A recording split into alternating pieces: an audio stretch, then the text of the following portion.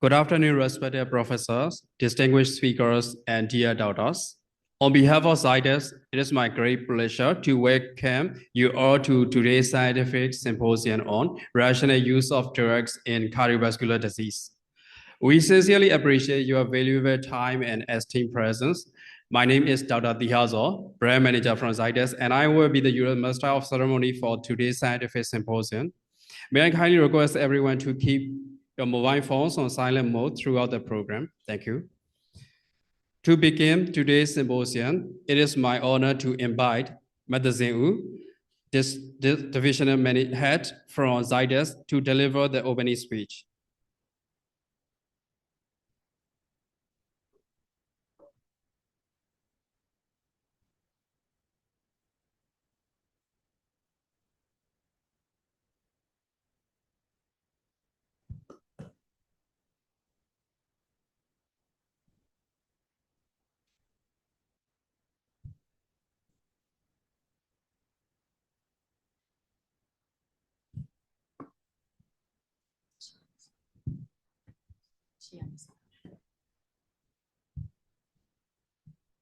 Hello, me Mingla Washi. Tomorrow anine, tomorrow Zydus ka yeni jemba pulote, rational use of drugs in cardiovascular disease symposium in person anine or online anine, te yao chimye bato, Professor Imia, Sia Maimia neto. Alongo, Jesu Dishija, Brahma Usa, your Jabiazation. Tomorrow yet this symposium you, Pina, a chain baby, Pulo Bebato, Mama Professor Head, Professor Mamanuene, Speaker Mia Pichado, Mark Kankai, Professor Magine Tonole, Scientist Goza, Jesu Dishija, your Jabiazation. Tomorrow, medicine Upiparishin, division head passion. Tomorrow, Anine, tomorrow Scientist yet. Update informationလေးတွေကိုတော့အချိန်အနေငယ် present လုပ်ခွင့်ပြုပါရှင်။ကျမတို့ရဲ့ Zydus ကတော့ operational experience အနေနဲ့70 years အနေနဲ့ရှိပြီးတော့ global revenues အနေနဲ့လည်း 2.35 billion ရှိပါတယ်ရှင်။အဲ့ဒါအပြင် market capitalization အနေနဲ့လည်း 12.2 billion အနေနဲ့ရှိပြီးတော့ manufacturing size အနေနဲ့လည်း38ခုရှိပါတယ်ရှင်။အဲ့ဒါအပြင် Indian geography အရThe only Indian geography မှာဆိုလို့ရှိရင်လည်း 40% revenue ရပြီးတော့ 60% ကတော့တခြား international market ကနေရထားတဲ့ကုမ္ပဏီကြီးတစ်ခုပဲဖြစ်ပါတယ်ရှင်။အဲ့ဒါအပြင်ကျမတို့ Zydus အနေနဲ့ကတော့ US မှာဆိုလို့ရှိရင်လည်း fifth largest generic ကုမ္ပဏီကြီးတစ်ခုဖြစ်ပြီးတော့ India မှာဆိုလို့ရှိရင်လည်း among top 5 pharmaceutical ကုမ္ပဏီကြီးတစ်ခုဖြစ်ပါတယ်ရှင်။အဲ့ဒါအပြင်ကျမတို့ရဲ့ Zydus အနေနဲ့က globally အရာဆိုလို့ရှိရင်လည်း R&D center ပေါင်း1400ကျော်မှာဆိုလို့ရှိရင် employees တွေကလည်း2800ရှိပါတယ်ရှင်။အဲ့ဒါအပြင် worldwide အနေနဲ့ဆိုလို့ရှိရင်လည်းဒီ650ကျော် patent application ရထားတဲ့ကုမ္ပဏီကြီးတစ်ခုပဲဖြစ်ပါတယ်ရှင်။ US မှာဆိုလို့ရှိရင်လည်း top 3အနေနဲ့ရပ်တည်နေတဲ့ကုမ္ပဏီကြီးတစ်ခုပဲဖြစ်ပါတယ်ရှင်။ဒီ slide လေးကတော့ကျမတို့ရဲ့ဒီပေါ့နော် key market တွေဖြစ်တဲ့၄နိုင်ငံဖြစ်တဲ့ဒီ UK တို့ USA တို့ Brazil တို့ India မှာဆိုလို့ရှိရင်လည်း India ဒီ major markets တွေကပဲကျမတို့ Zydus ရဲ့ strong commercial footprint တွေလည်းဖြစ်ပါတယ်ရှင်။ဒီ slides လေးအနေနဲ့ကတော့ကျမတို့ဒီ manufacturing plant တွေရှိတဲ့နိုင်ငံတွေကိုပြထားတဲ့ slides လေးတစ်ခုဖြစ်ပါတယ်ရှင်။ manufacturing plant တွေကတော့ကျမတို့ Indian, UK, Brazil အပြင်ကျမတို့အခုဆိုလို့ရှိရင်လေမြန်မာပြည်မှာပါ manufacturing plant ရှိနေပြီဖြစ်တဲ့အကြောင်းလဲကျမတို့အနေနဲ့ information လေးပေးပြစီရှင်။နောက်ပြီးတော့ကျမတို့ Zydus ကအများအား innovation တွေကို drive လုပ်နေတဲ့ကုမ္ပဏီကြီးတစ်ခုဖြစ်ပြီးတော့ကျမတို့ရဲ့ဒီ USA Europe နဲ့ emerging market တွေမှာဆိုလို့ရှိရင်လည်း360ကျော် generic products တွေကို registration ရထားတဲ့ကုမ္ပဏီတစ်ခုပဲဖြစ်ပါတယ်ရှင်။အဲ့ဒါအပြင်20 active discovery programs တွေရဲ့ဒီ1400ကျော် research scientists တွေရှိတဲ့အပြင်ကျမတို့5 niche therapeutic areas တွေမှာရှိတဲ့ products တွေကိုကျမတို့ manufacture လုပ်ပေးနေတဲ့ကုမ္ပဏီကြီးတစ်ခုလည်းဖြစ်ပါတယ်ရှင်။အဲ့ဒါအပြင် NCE research program တွေမှာဆိုလို့ရှိရင်လည်း cardio metabolic disease တွေ inflammation တွေ pain တွေ cancer အစသဖြင့်ရှိတဲ့ products တွေကိုလည်း manufacture လုပ်ပေးနေတဲ့ကုမ္ပဏီကြီးတစ်ခုဖြစ်ပါတယ်ရှင်။ကျမတို့အနေနဲ့ဒီ slides လေးကတော့ဒီမြန်မာပြည်မှာရှိတဲ့ကျမတို့ရဲ့ Elite Healthcare Company Limited ကကုမ္ပဏီကတော့ကျမတို့ဒီတီလဝါစိတ်ကမ်းမှာတည်ရှိနေပြီးတော့မြန်မာ manufacturing plant တစ်ခုပဲဖြစ်ပါတယ်ရှင်။ ကျမတို့ရဲ့ဒီမြန်မာ Elite Healthcare မြန်မာ Company Limited ကတော့ manufacturing နေအတွက်ပထမဦးဆုံး invest လုပ်ခဲ့တဲ့ first MNC company တစ်ခုပဲဖြစ်ပါတယ်ရှင်အဲ့ဒါအပြင်ကျမတို့ရဲ့ဒီမြန်မာပြည်မှာရှိတဲ့ဆရာဝန်တွေနဲ့ patient အတွက်လိုအပ်တဲ့ products တွေကိုကျမတို့က global quality affordable price နဲ့ product အနေနဲ့လည်း shortage မဖြစ်စေပဲအများအား availability ရှိနေတဲ့ company တစ်ခုလည်းဖြစ်ပါတယ်ရှင်အဲ့ဒါအပြင်ကျမတို့ဒီမြန်မာပြည်သူပြည်သားတွေအတွက်လည်း creating jobs တွေကိုဖန်တီးပေးနိုင်တယ်နောက်ပြီးတော့အဲ့ဒီရဲ့ employees တွေကိုလည်း training တွေ skill development တွေကိုလည်းအများအားပြိုးထောင်ပေးနေတဲ့ company တစ်ခုပဲဖြစ်ပါတယ်ရှင်ကျမတို့ရဲ့ဒီမြန်မာ manufacturing plant ကထုတ်လုပ်တဲ့ဒီ quality global quality brands တွေကိုမြန်မာပြည်မှာမကဘဲနဲ့ကျမတို့အခုဆိုလို့ရှိရင်လည်းအာဖရိကတွေဖိလစ်ပင်းတွေဗီယက်နမ်တွေမှာပါကျမတို့ manufacturing လုပ်နေတဲ့အကြောင်းလေးသတင်းကောင်းလေးပါပြရစီရှင်ကျမတို့ Zydus မှာရှိတဲ့ဒီဟိုပါပေါ့ကျမတို့ Zydus ရဲ့ products တွေကတော့အမျိုးအစားစုံလင်စွာလည်းရှိပါတယ် range စုံလင်စွာလည်းရှိပါတယ်ရှင်ကျမတို့ရဲ့ဒီ Zydus products မြန်မာ manufacturing plant ကထုတ်လုပ်တဲ့ products တွေကတော့ global quality ရှိပြီးတော့ affordable price availability အနေနဲ့လည်းရှိနေပါတယ်ရှင်ကျမတို့ရဲ့ဒီကျမတို့ခု division ကတော့ cardio diablo products တွေဖြစ်ပြီးတော့ဒီဆရာကြီးတို့ဆရာမကြီးတို့လည်းကျမတို့ products တွေကိုရင်းနှီးပြီးသား product တွေပါရှင်အဓိကကတော့ကျမတို့ရှိမှရှိတဲ့ဒီ diablo team ကဆိုလို့ရှင်တော့ myclip plus dapasi zyrova losaka h bisan eurovit ရှိပြီးတော့ကျမတို့ဒီ cardio range မှာတော့ etova amlodep etova am ampasi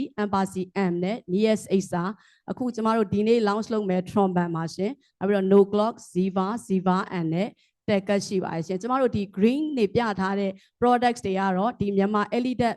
elite မြန်မာ plan ကပဲထုတ်လုပ်ပြီးတော့ဒီတခြားဒီဟိုပါပေါ့အညိုရောင်လေးတွေပြထားတဲ့ products name လေးတွေကတော့ ex India import product တွေဖြစ်ပါတယ်ရှင်အဲကြောင့်မို့ကျမတို့ရဲ့ products တွေ 90% of the products တွေက elite မြန်မာ healthcare ပဲ manufacture လုပ်တဲ့အတွက်ကျမတို့အနေနဲ့ product ပြတ်လတ်မှုကလည်းမရှိပါဘူးရှင်အဲဒါကြောင့်မို့ကျမတို့ရဲ့ products တွေကိုနေရာတိုင်းမှာလည်းဝယ်ယူလို့ရတယ်လို့ global brand quality နဲ့လည်းရှိနေပါတယ်ရှင်ကျမရဲ့ဒီ slide လေးတော့ဒါနောက်ဆုံး slide ဖြစ်ပြီးတော့ကျ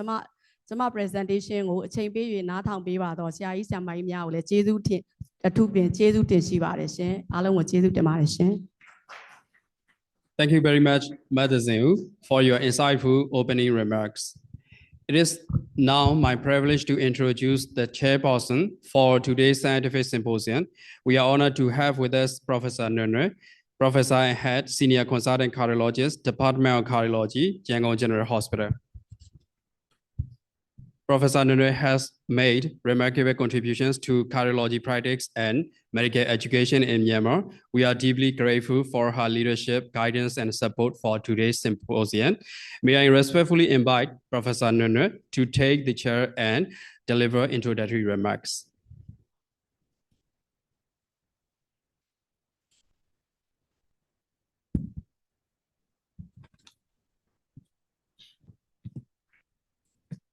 Good afternoon, Professor colleagues. Welcome to the symposium on the rational use of DOAC in cardiovascular diseases. This symposium is very important for the daily clinical practice because and then we are using the DOAC for many cases and then many clinical problems. However, we should know what is the strong recommendation, what is the possible danger and then possible adverse effect with the use with the other combination of the medication as well as for the other comorbidity patient with the comorbidities. So this is a very important for us. That is why and then we are doing this symposium. So how do we know about what we should do with what we should not do? So this symposium will be covered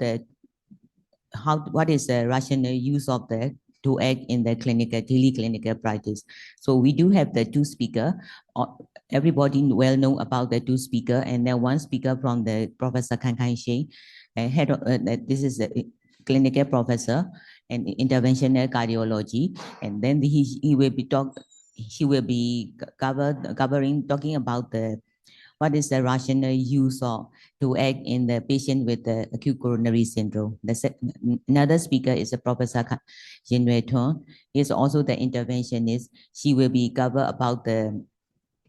what is the the clinical recommendation in the use of the DOAC. So these two topics are very important. And then daily practice, and if you are using the DOAC, so how we should follow the guideline, and why we should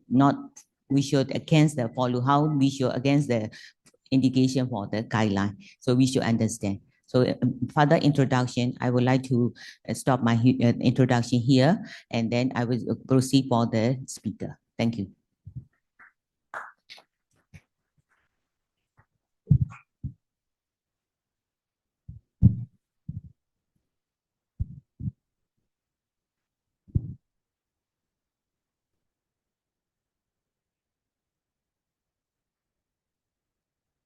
Thank you very much, Professor, for your inspiring introduction.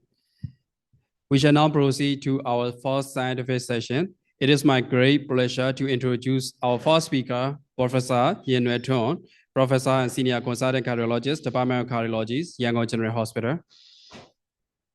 Professor Yin Nue Thon will be presenting on the topic, current recommendations for DOACs.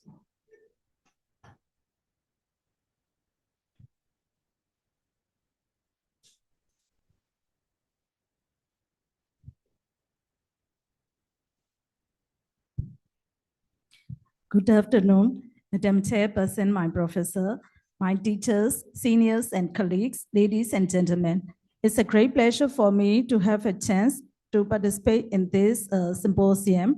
Rational Use of DOAC in our Cardiovascular Practice. The topic I'm going to discuss today is the current recommendations of DOAC. This is the outline of my presentation. First of all is the introduction, followed by types and mechanisms of action, and then recommendations regarding prevention of stroke in AF, and then treatment and prevention of venous thromboembolism, and finally, the practical tips in using DOAC. These are my references. Regarding introduction, the DOACs quickly become attractive alternatives to our long-standing warfarin, and the DOACs can be used in our adult patients for the prevention of stroke in non-valvular AF, treatment and prevention of venous thromboembolism, and also the prevention of major cardiovascular events in patients with atherosclerotic disease. Previously, we are using the term NOAC, that is non-vitamin K antagonist or anticoagulant, or novel or anticoagulant. But after the recommendations of the International Society on Thrombosis and Hemostasis and also the other international societies, we changed the term steroid or anticoagulant, since it indicates their pharmacological specificity and is less likely to be misinterpreted. Since the first approval of the dabigatran in 2010, the DOACs have emerged as the leading therapeutic alternatives to warfarin that provide both clinicians and our patients with the more effective, safe, convenient treatment option for thromboembolic settings. With the expanding role of the DOACs, we clinicians are faced with the increasingly complex decisions relating to the appropriate agent, choice of agent, what is the duration, and how to use in special populations. So we need to optimize the DOAC use and common following challenging scenarios with the appropriate indications to be used in patients with specific comorbidities. We have to monitor with the parameters and how to transition between the anticoagulant and what are the major drug interactions, and also we have to consider the cost. Actually, we have the aim of the ideal anticoagulant with the predictable pharmacokinetics and anticoagulant profile with the few drug and food interactions, which can be taken orally very easily. And we aim for no need for monitoring with the simple dosing, with the shorter half-life and antidote method present. Next is the types and mechanisms of actions. There are two main classes of DOACs with the oral direct factor 10A inhibitors with the rivaroxaban, apixaban, endoxaban, and betrixaban. The direct thrombin inhibitors is the first DOAC in 2010, dabigatran. These are the characteristics of DOAC. The DOACs exert their anticoagulant effect almost immediately with the dabigatran 1.5 to 2 hours, for rivaroxaban 2 hour, episaban 3 to 4 hour, compared to 5 days of warfarin. And also the half-life is short, 12 to 17 hour for dabigatran, 5 to 9 hour for rivaroxaban, 8 to 15 hour for episaban. But they are very much protein bounding, with the 92 to 95% in rivaroxaban and 87% in episaban. For the elimination, dabigatran is the most renal eliminated drug. The episaban is at least 25% excreted by renal. And both rivaroxaban and episaban are highly protein bound with the permeability, glycoprotein, and CYP metabolized by CYP3A4 metabolism. So there are drug interactions present. And regarding food effect, dabigatran absorption is delayed with food, but rivaroxaban for higher dose like 15 milligram and 20 milligram, we have to take in with food for better absorption. There is no food effect in episaban and endoxaban. Because of their rapid onset of action, rivaroxaban and episaban do not need initial overlap with the heparin or low molecular weight heparin, and also no need for bridging anticoagulation with heparin preoperatively, and we can stop 1 to 2 days before elective surgery if renal function is normal. Next is the recommendations for prevention of stroke in AF based on these guidelines. So in clinical AF patients with elevated thromboembolic risk, that is measured by Church-Wells VA score of 2 or more,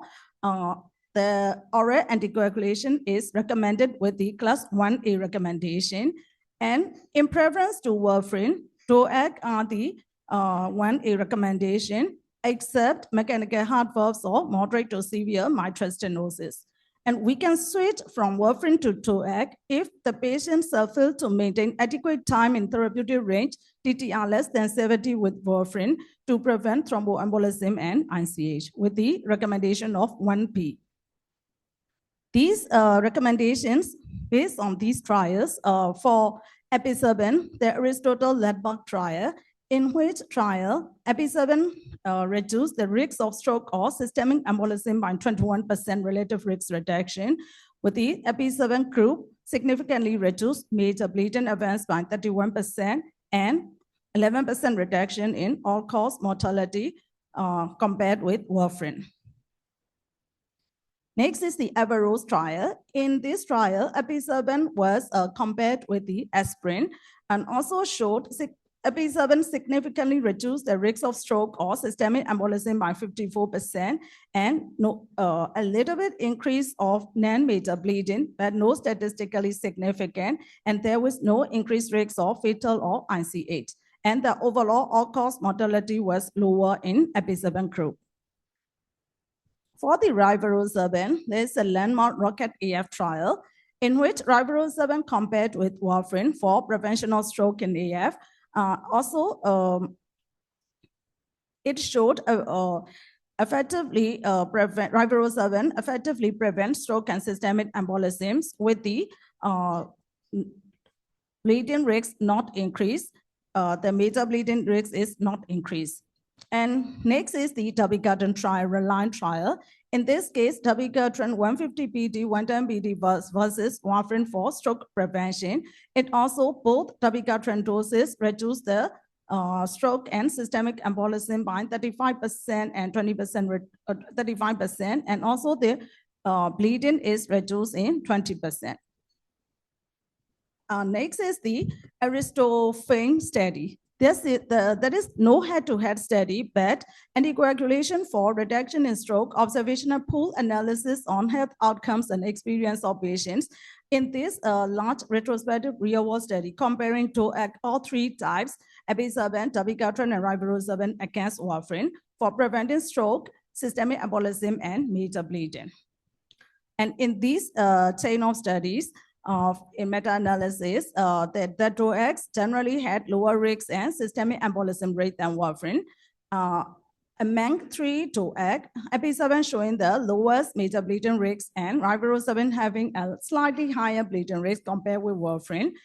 And the key findings are all DOAC associated with lower rate of stroke and systemic embolism compared to warfarin. Regarding safety outcome, major bleeding, EPI7 has lower major bleeding risks than warfarin. Also, dabigatran has lower major bleeding risks, but rivaroxaban similar or slightly higher major bleeding risks than warfarin in some analysis only. Regarding 3 DOAC, the EPI7 has fewer major bleed compared to dabigatran and rivaroxaban. Next is the recommendation for treatment and prevention of pulmonary embolism and DVT. So in case of pulmonary embolism and DVT, if the case is hemodynamically unstable and need to hospitalize, we have to start with the parenteral ones, low IV heparin or low molecular weight heparin according to the institutional nomogram. But if the case is stable, we can manage with the outpatient anticoagulation. We have to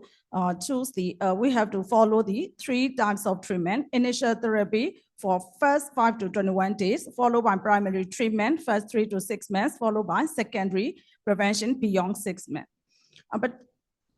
initial therapy first 5 to 21 day ma solution dose ka EPI7 so 10 mg BD တစ်ပတ်ပေးမယ် rivaroxaban ဆိုရင် 15 mg BD 15 solution သူအစားနဲ့ပဲတောင်းရမယ်ဆိုတော့ 15 mg BD with food for 21 days တန်တဲ့ဒီ dabigatran နဲ့ endoxaban ကကြတော့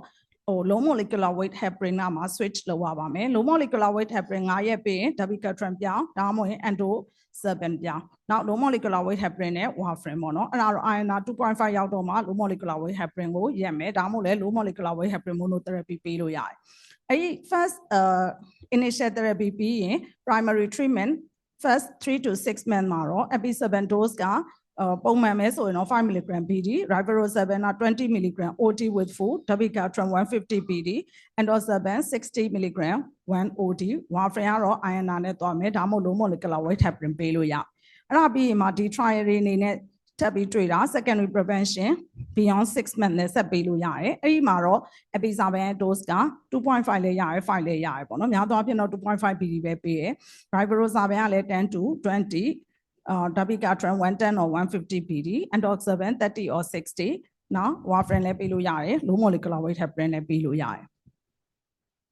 အဲ့တော့အဲ့ဒါလည်းဒီ amplify နဲ့ amplify EXD trials တွေอ่ะဒါ EPI7 trials တွေပါအဲ့ဒီဟာမှာ amplify ဆိုတာဒီ DVD ပြီးပါပေးမယ် extended ကကြတော့ secondary prevention ကဆက်ပြီးတော့ကြည့်ရပေါ့နော်အဲ့ဒီမှာ EPI7 was non inferior to enoxaparin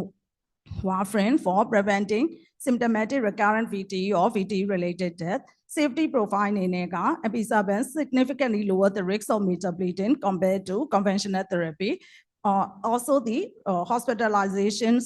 all cause hospitalizations ka EPI7 arma yora to yabai. Amplify extension trial, low light extended low light kamale, town lot tabono, 6 to 12 months at TO, continuation, prevention of recurrent VTE to Sana Male. Long-term EPI7 both dose for 2.5 BD or 5 mg BDOR reduce the recurrent VTE or all-cause mortality without the increased risk of major bleeding. Rivaroxaban အတွက်ကတော့ Einstein program လေးရှိပါတယ် Einstein program နေရာသူက Einstein pulmonary embolism အတွက်ဆိုရင် Einstein PE DVT အတွက်ဆို Einstein DVT နဲ့ဒီ continuation အတွက်ဆိုရင် Einstein extension trials တွေလုပ်တယ်အဲ့ဒီမှာအားလုံးမှာတော့သူက non inferior in preventing recurrence and fewer major bleeding risks. အဲ့ Einstein program เนี่ยသူထပ်ပြီးတော့ extend လုပ်တာမှာ Einstein choice ကကြတော့ rivaroxaban dose နှစ်ခုနဲ့ aspirin နဲ့ကိုလုပ်တယ်။ Now Einstein junior ကလေးတွေကိုလုပ်တယ်။အဲ့ Einstein trials တွေအကုန်လုံးမှာ rivaroxaban is an effective and safe single drug option for VTE across various patients ပါ။ဒါတော့ EPI7 နဲ့ rivaroxaban ကိုဒီ venous thromboembolism ဟာဒီမှာသူ head to head study မရှိဘူးဒါပေမဲ့ systematic review နဲ့ meta analysis လုပ်လိုက်တဲ့အခါမှာ recurrent VTE within 6 months က EPI7M မှာ 1.414 rivaroxaban M မှာ 1.35 Now major bleeding and major bleeding EP7 has the equivalent efficacy in preventing recurrent VTE but decreased risks of major and minor bleeding events compared with rivaroxaban. The meta-analysis 11% relative risk reduction in VTE events with EP7 compared to rivaroxaban. 27% less major bleeding with EP7. And then 41% less clinically relevant non-major bleeding with EP7 as compared to rivaroxaban. Next topic are practical tips in using DOAC.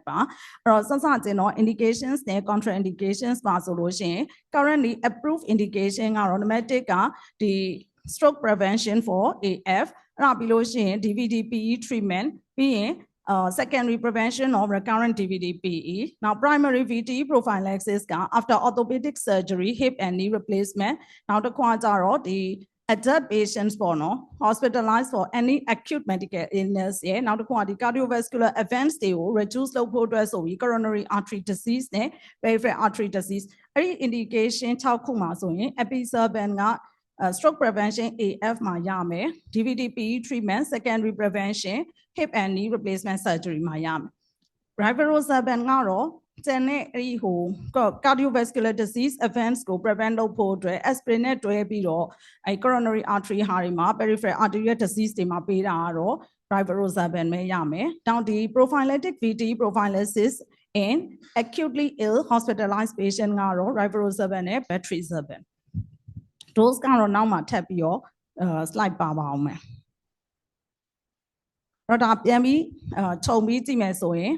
thromboembolism, acute VTE treatment, EP7 rivaroxaban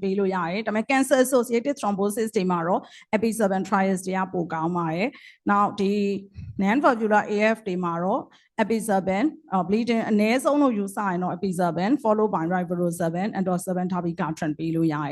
a high risk ACSD aspirin coronary artery disease peripheral artery disease coronary artery prevention CVD prevention aspirin rivaroxaban low, very low dose, 2.5 pg. Now, orthopedic surgery, prophylactic EP7 rivaroxaban dabigatran moderate to severe MS mechanical prosthetic heart valve triple positive antiphospholipid contraindications no hypersensitivity to active ingredient, mechanical heart valve, rheumatoid moderate to severe MS, renal impairment less than creatinine clearance less than 15 dabigatran or less than 30 gram now triple positive antiphospholipid now inherited or acquired bleeding disorder, active bleeding pregnancy breastfeeding contraindicated liver disease and time C rivaroxaban now the neurosurgery a neurologist and a machine significant risks of intracranial hemorrhage now spinal or epidural indwelling removal look be patama town now the cytochrome P3A4 permeability glycoprotein in a co-administration avoid lower the mechanical prosthetic valve moderate to severe MS contraindicated or the moderate valvular disease for degenerative aortic stenosis to MRO no trials now bioprosthetic valve acceptable now TAVI now off label use acceptable choice of DOAC completed head-to-head clinical trials the landmark stroke prevention VTE trials all three available DOACs are compared to warfarin and now safety profile bleeding rates are the right comparison trials one DOAC over another I'm a clinician patient discussion individualized DOAC comorbidities renal impairment, hepatic impairment, GI bleeding, clinically unwell, extreme body weight. အဲ့မှာ GI bleeding ဒီ absolute contraindication မဟုတ်ပါဘူး caution နဲ့ specialist advice ယူဖို့ပါနောက်တစ်ခုကတော့ critically unwell ဖြစ်နေဥပမာ sepsis patient တွေမျိုးအဲ့လိုအချိန်မှာတော့ DOAC ကိုမစသင့်ပါဘူးနောက်ဒီ extreme body weight အနေနဲ့ကတော့body weight 40 BMI 40 တော့ over 120 kg တွေက trials တွေမှာမပါပါဘူးDOAC renal insufficiency မှာဆိုလို့ရှိရင်တော့ dabigatran ကဒီ GFR 50 အောက်မှာရင်သူက110 BD ကိုရှော့မယ်30အောက်မှာလုံးဝမပေးဘူး rivaroxaban ကတော့GFR 50 အထိက20ပေးလို့ရမယ်အဲ့ဒီအောက်မှာတော့15 30အောက်ဆိုလို့ရှိရင်တော့15က recommendation 2ဖြစ်သွားပြီပေါ့နော်15 to 30မှာတော့ GFR less than 15မှာတော့ contraindicated ပါEndoxaban ကလည်းလိုပဲ50 ထိက60 mg ပေးလို့ရမယ်GFR 50အောက်က30 mg ရှော့မယ်ပေါ့ Episaban တစ်ခုကတော့သူက15လောက်ထိပေးလို့ရမယ်ပေါ့နော်အဲ့ဒါကဘာလဲဆိုဒီ Adnexal AF trial နဲ့ Renal AF trial ဆိုတာကိုသူတို့ကလုပ်လိုက်တယ်အဲ့ဒီမှာ ESRD patient on HT မှာ Episaban ကိုဆန်းထားပါတယ်သူကတော့ 2.5 BD နဲ့ warfarin နဲ့ကိုဆန်းတဲ့အခါမှာprimary outcome အနေနဲ့ composite or major bleeding ငါ occur at similar rate in both group ပေါ့နော် Episaban versus warfarin primary efficacy outcome အနေနဲ့ composite stroke cardiovascular death MIVD အားလုံးက fewer events with Episaban 20.8% than VKA ဖြစ်တဲ့အတွက်ကြောင့်မလို့promising trend for Episaban ပေါ့ဒါပေမဲ့ enter power to prove the superiority အဲ့တော့ဒါဟာ reasonable choice ပဲဒါပေမဲ့ more definitive evidence ကတော့လိုတယ်ပေါ့နော်ဒီ ESRD patient မှာ now liver disease ပါ liver disease မှာတော့ဒီ Type C မှာတော့အားလုံး DOAC အားလုံးက not recommended ပါrivaroxaban ကတော့ B ကလေးကမရပါဘူးအဲ့တော့ Type B မှာ dabigatran episaban edoxaban ကတော့ use with caution မှာ now extreme body weight ကတော့ဒီ pharmacokinetic properties တွေနဲ့ evidence တွေအရာရှိသမျှဒီ DOAC တွေအကုန်လုံးက safe and effective up to BMI 40 ပါအဲ့တော့ low body weight ဆိုလို့ရှိရင်ကျတော့ exposure ပိုများတဲ့အတွက်ကြောင့်မလို့ risk of bleeding ပိုများတယ်အဲ့တော့ special care အနေနဲ့က low body weight BMI 60 body weight 60 kg အောက်ပေါ့နော် body weight 60 kg အောက် low body weight တွေမှာ special care is needed and the Episaban dose reduction ဆိုအဲကြောင့်မလို့3ခုမှာ2ခုရှိရင်ရှော့ရမယ်ပေါ့နော်အသက်80ကျော်မယ် body weight က60 kg အောက်ရောက်မယ် creatinine က133 millimole per liter အထက်များမယ်ဆိုလို့ရှိရင်dose ကိုရှော့ရမယ် Episaban နဲ့ Endoxaban အတွက်ကအဲ့တော့ဒါကတော့ dose စရာပါအဲ့တော့ Episaban ဆိုလို့ရှိရင် non-valvular AF ရဲ့ dose က5 mg BD 2.5 BD ဆိုရင်ဒီ two of the following ပေါ့နော်အသက်80ကျော်မယ် weight 60 kg အောက် creatinine more than or equal to 133ဆိုရင် 2.5 BD ရှော့မယ် VTE မှာကြတော့ treatment အနေနဲ့ဆိုရင်10 mg BD 9ရက်ပြီး5 mg BD 3 to 6 months chronic ကြော်ဝိုင်းတော့ 2.5 BB 5 BB ပေါ့နော်ဒါပေမဲ့သူက CAD နဲ့peripheral artery disease မှာ not indicated ပါအဲ့တော့ therapeutic consideration အနေနဲ့ဆိုရင် contraindicated က creatinine clearance 15 out Type C နောက်ဒီ drug interaction တွေပေါ့နော်သူက CYP3A4 နဲ့တွားရတဲ့အတွက်ကြောင့်မလို့ enzyme inducer inhibitors တွေနဲ့ဒါ interaction ရှိပါတယ်နောက်ဆို rivaroxaban သူက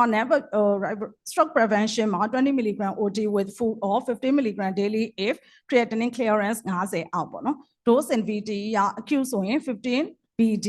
21ရက်ပြီးရင်20 OD 3လကနေ6လ chronic ဆိုရင်တော့20 pp 10 pp ပေါ့နော်သူကတော့ဆိုပြောတယ် coronary artery disease နဲ့ peripheral arterial disease မှာပေးလို့ရတဲ့ dose ကတော့ 2.5 BD aspirin နဲ့တွဲပေးမယ်သူလဲ contraindicated က creatinine clearance less than 15 Type B နောက်ဒီသူလဲ CYP3A4 နဲ့တွားရတဲ့အတွက်ကြောင့်မလို့ interactions တွေရှိပါတယ်နောက် dabigatran က150 BD ဒါမှမဟုတ်110 BD ရှော့ဖို့အတွက်ကအသက်80ကျော်ရယ် higher risk of bleeding အသက်85နှစ်အထက်နဲ့1 risk for bleeding ရှိရင်110 BD ရှော့ပါမယ် VTE မှာတော့သူက low molecular weight heparin followed by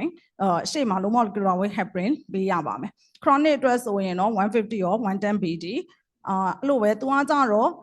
renal ကပို့ပြီးသွားတဲ့အတွက်ကြောင့်မလို့ creatinine clearance less than 30 မှာ contraindicated also Type C ပေါ့နော်Now, endoxaban 60 mg daily on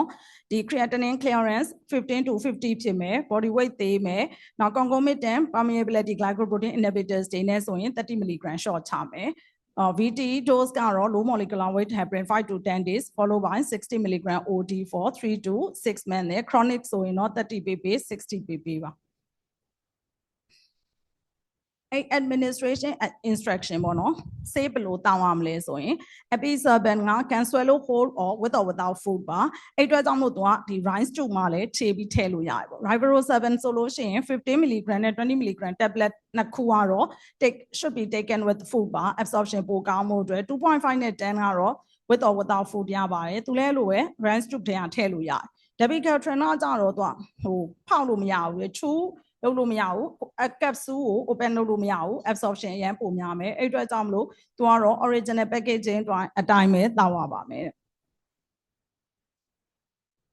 So next is the DOAC follow up ပေါ့နော် DOAC တောင်းနေတဲ့ patient တယောက်ကို follow up လုပ်မယ်ဆိုလို့ရှိရင်စစချင်းကလေးက indication contraindication တေချာကြည့်မယ် baseline workout လုပ်ထားမယ်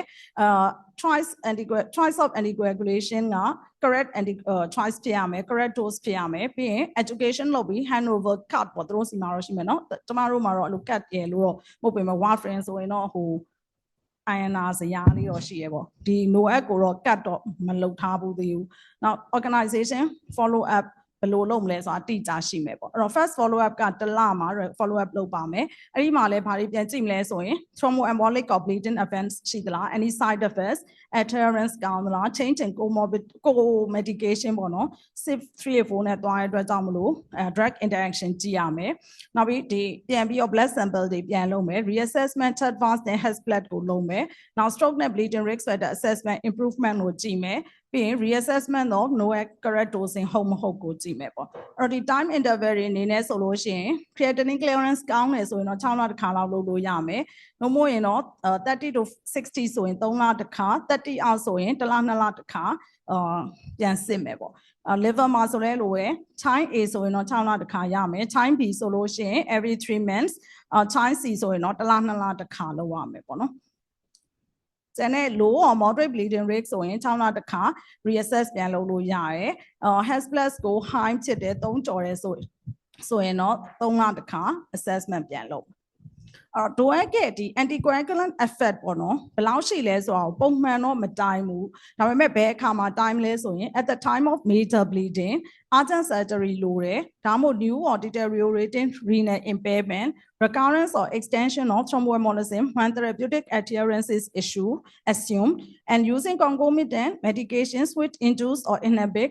liver enzymes and before institution thrombolysis therapy for either stroke or other indications for thrombolysis အဲ့ဒီအချိန်မှာတော့ DOAC anticoagulant effect ရှိမရှိကိုတိုင်းတာမယ်အဲ့တော့ဆိုရင်ဒီ episaben အတွက်ဆိုလို့ရှိရင် normal PT prothrombin time ဟာ does not exclude presence of therapeutic episaben နဲ့အဲ့တော့ anticoagulant effect ရှိရဲဆိုရင်တော့ PT prolong လည်းဖြစ်နိုင်တယ် normal လည်းဖြစ်နိုင်တယ်နောက်ပြီးသူ့ကိုတော့ direct factor 10A activity တိုင်းလို့ရမယ် rivaroxaban မှာဆိုလို့ရှိရင်လည်း anticoagulant effect present ဆိုရင် PT prolong ဖြစ်မယ် dabigatran ကတော့ thrombin time နဲ့ ABDT prolong ဖြစ်ပါမယ်နောက် dilute thrombin clotting time hemoclot assay လုပ်လို့ရပါတယ်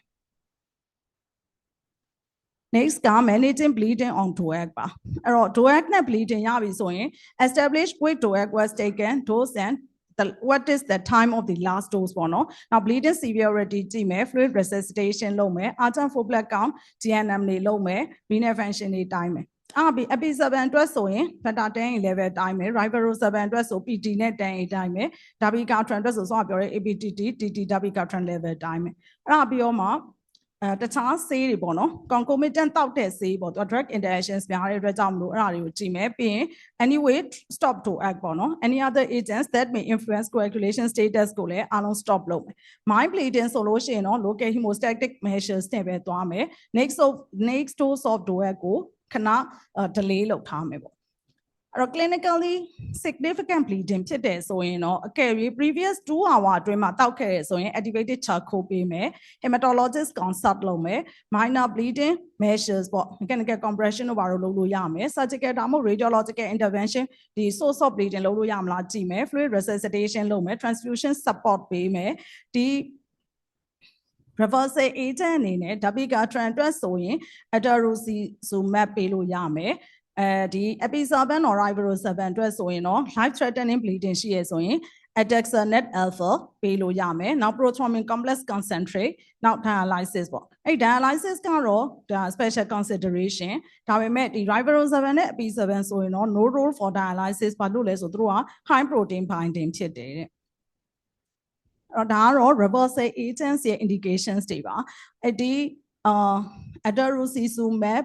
dabigatran အတွက်ကိုဒီ epi7 နဲ့ rivaroxaban အတွက် adaxanet alpha ကို platelet concentrate ကိုအားလုံးဟာဒီပေးရမယ့် indication ကတော့အားလုံး life threatening bleeding ဖြစ်ရမယ် ICH expanding or uncontrollable ဖြစ်မယ်ဒါမှမဟုတ်ရင် critical organ or closed space bleeding ဖြစ်မယ် urgent or emergency surgery အဲ့ဒါက the intervention cannot be delayed in patients with the high risk for procedural bleeding ဥပမာ neurosurgery ဆိုရင်တော့ပေးကိုပေးမယ်ပေါ့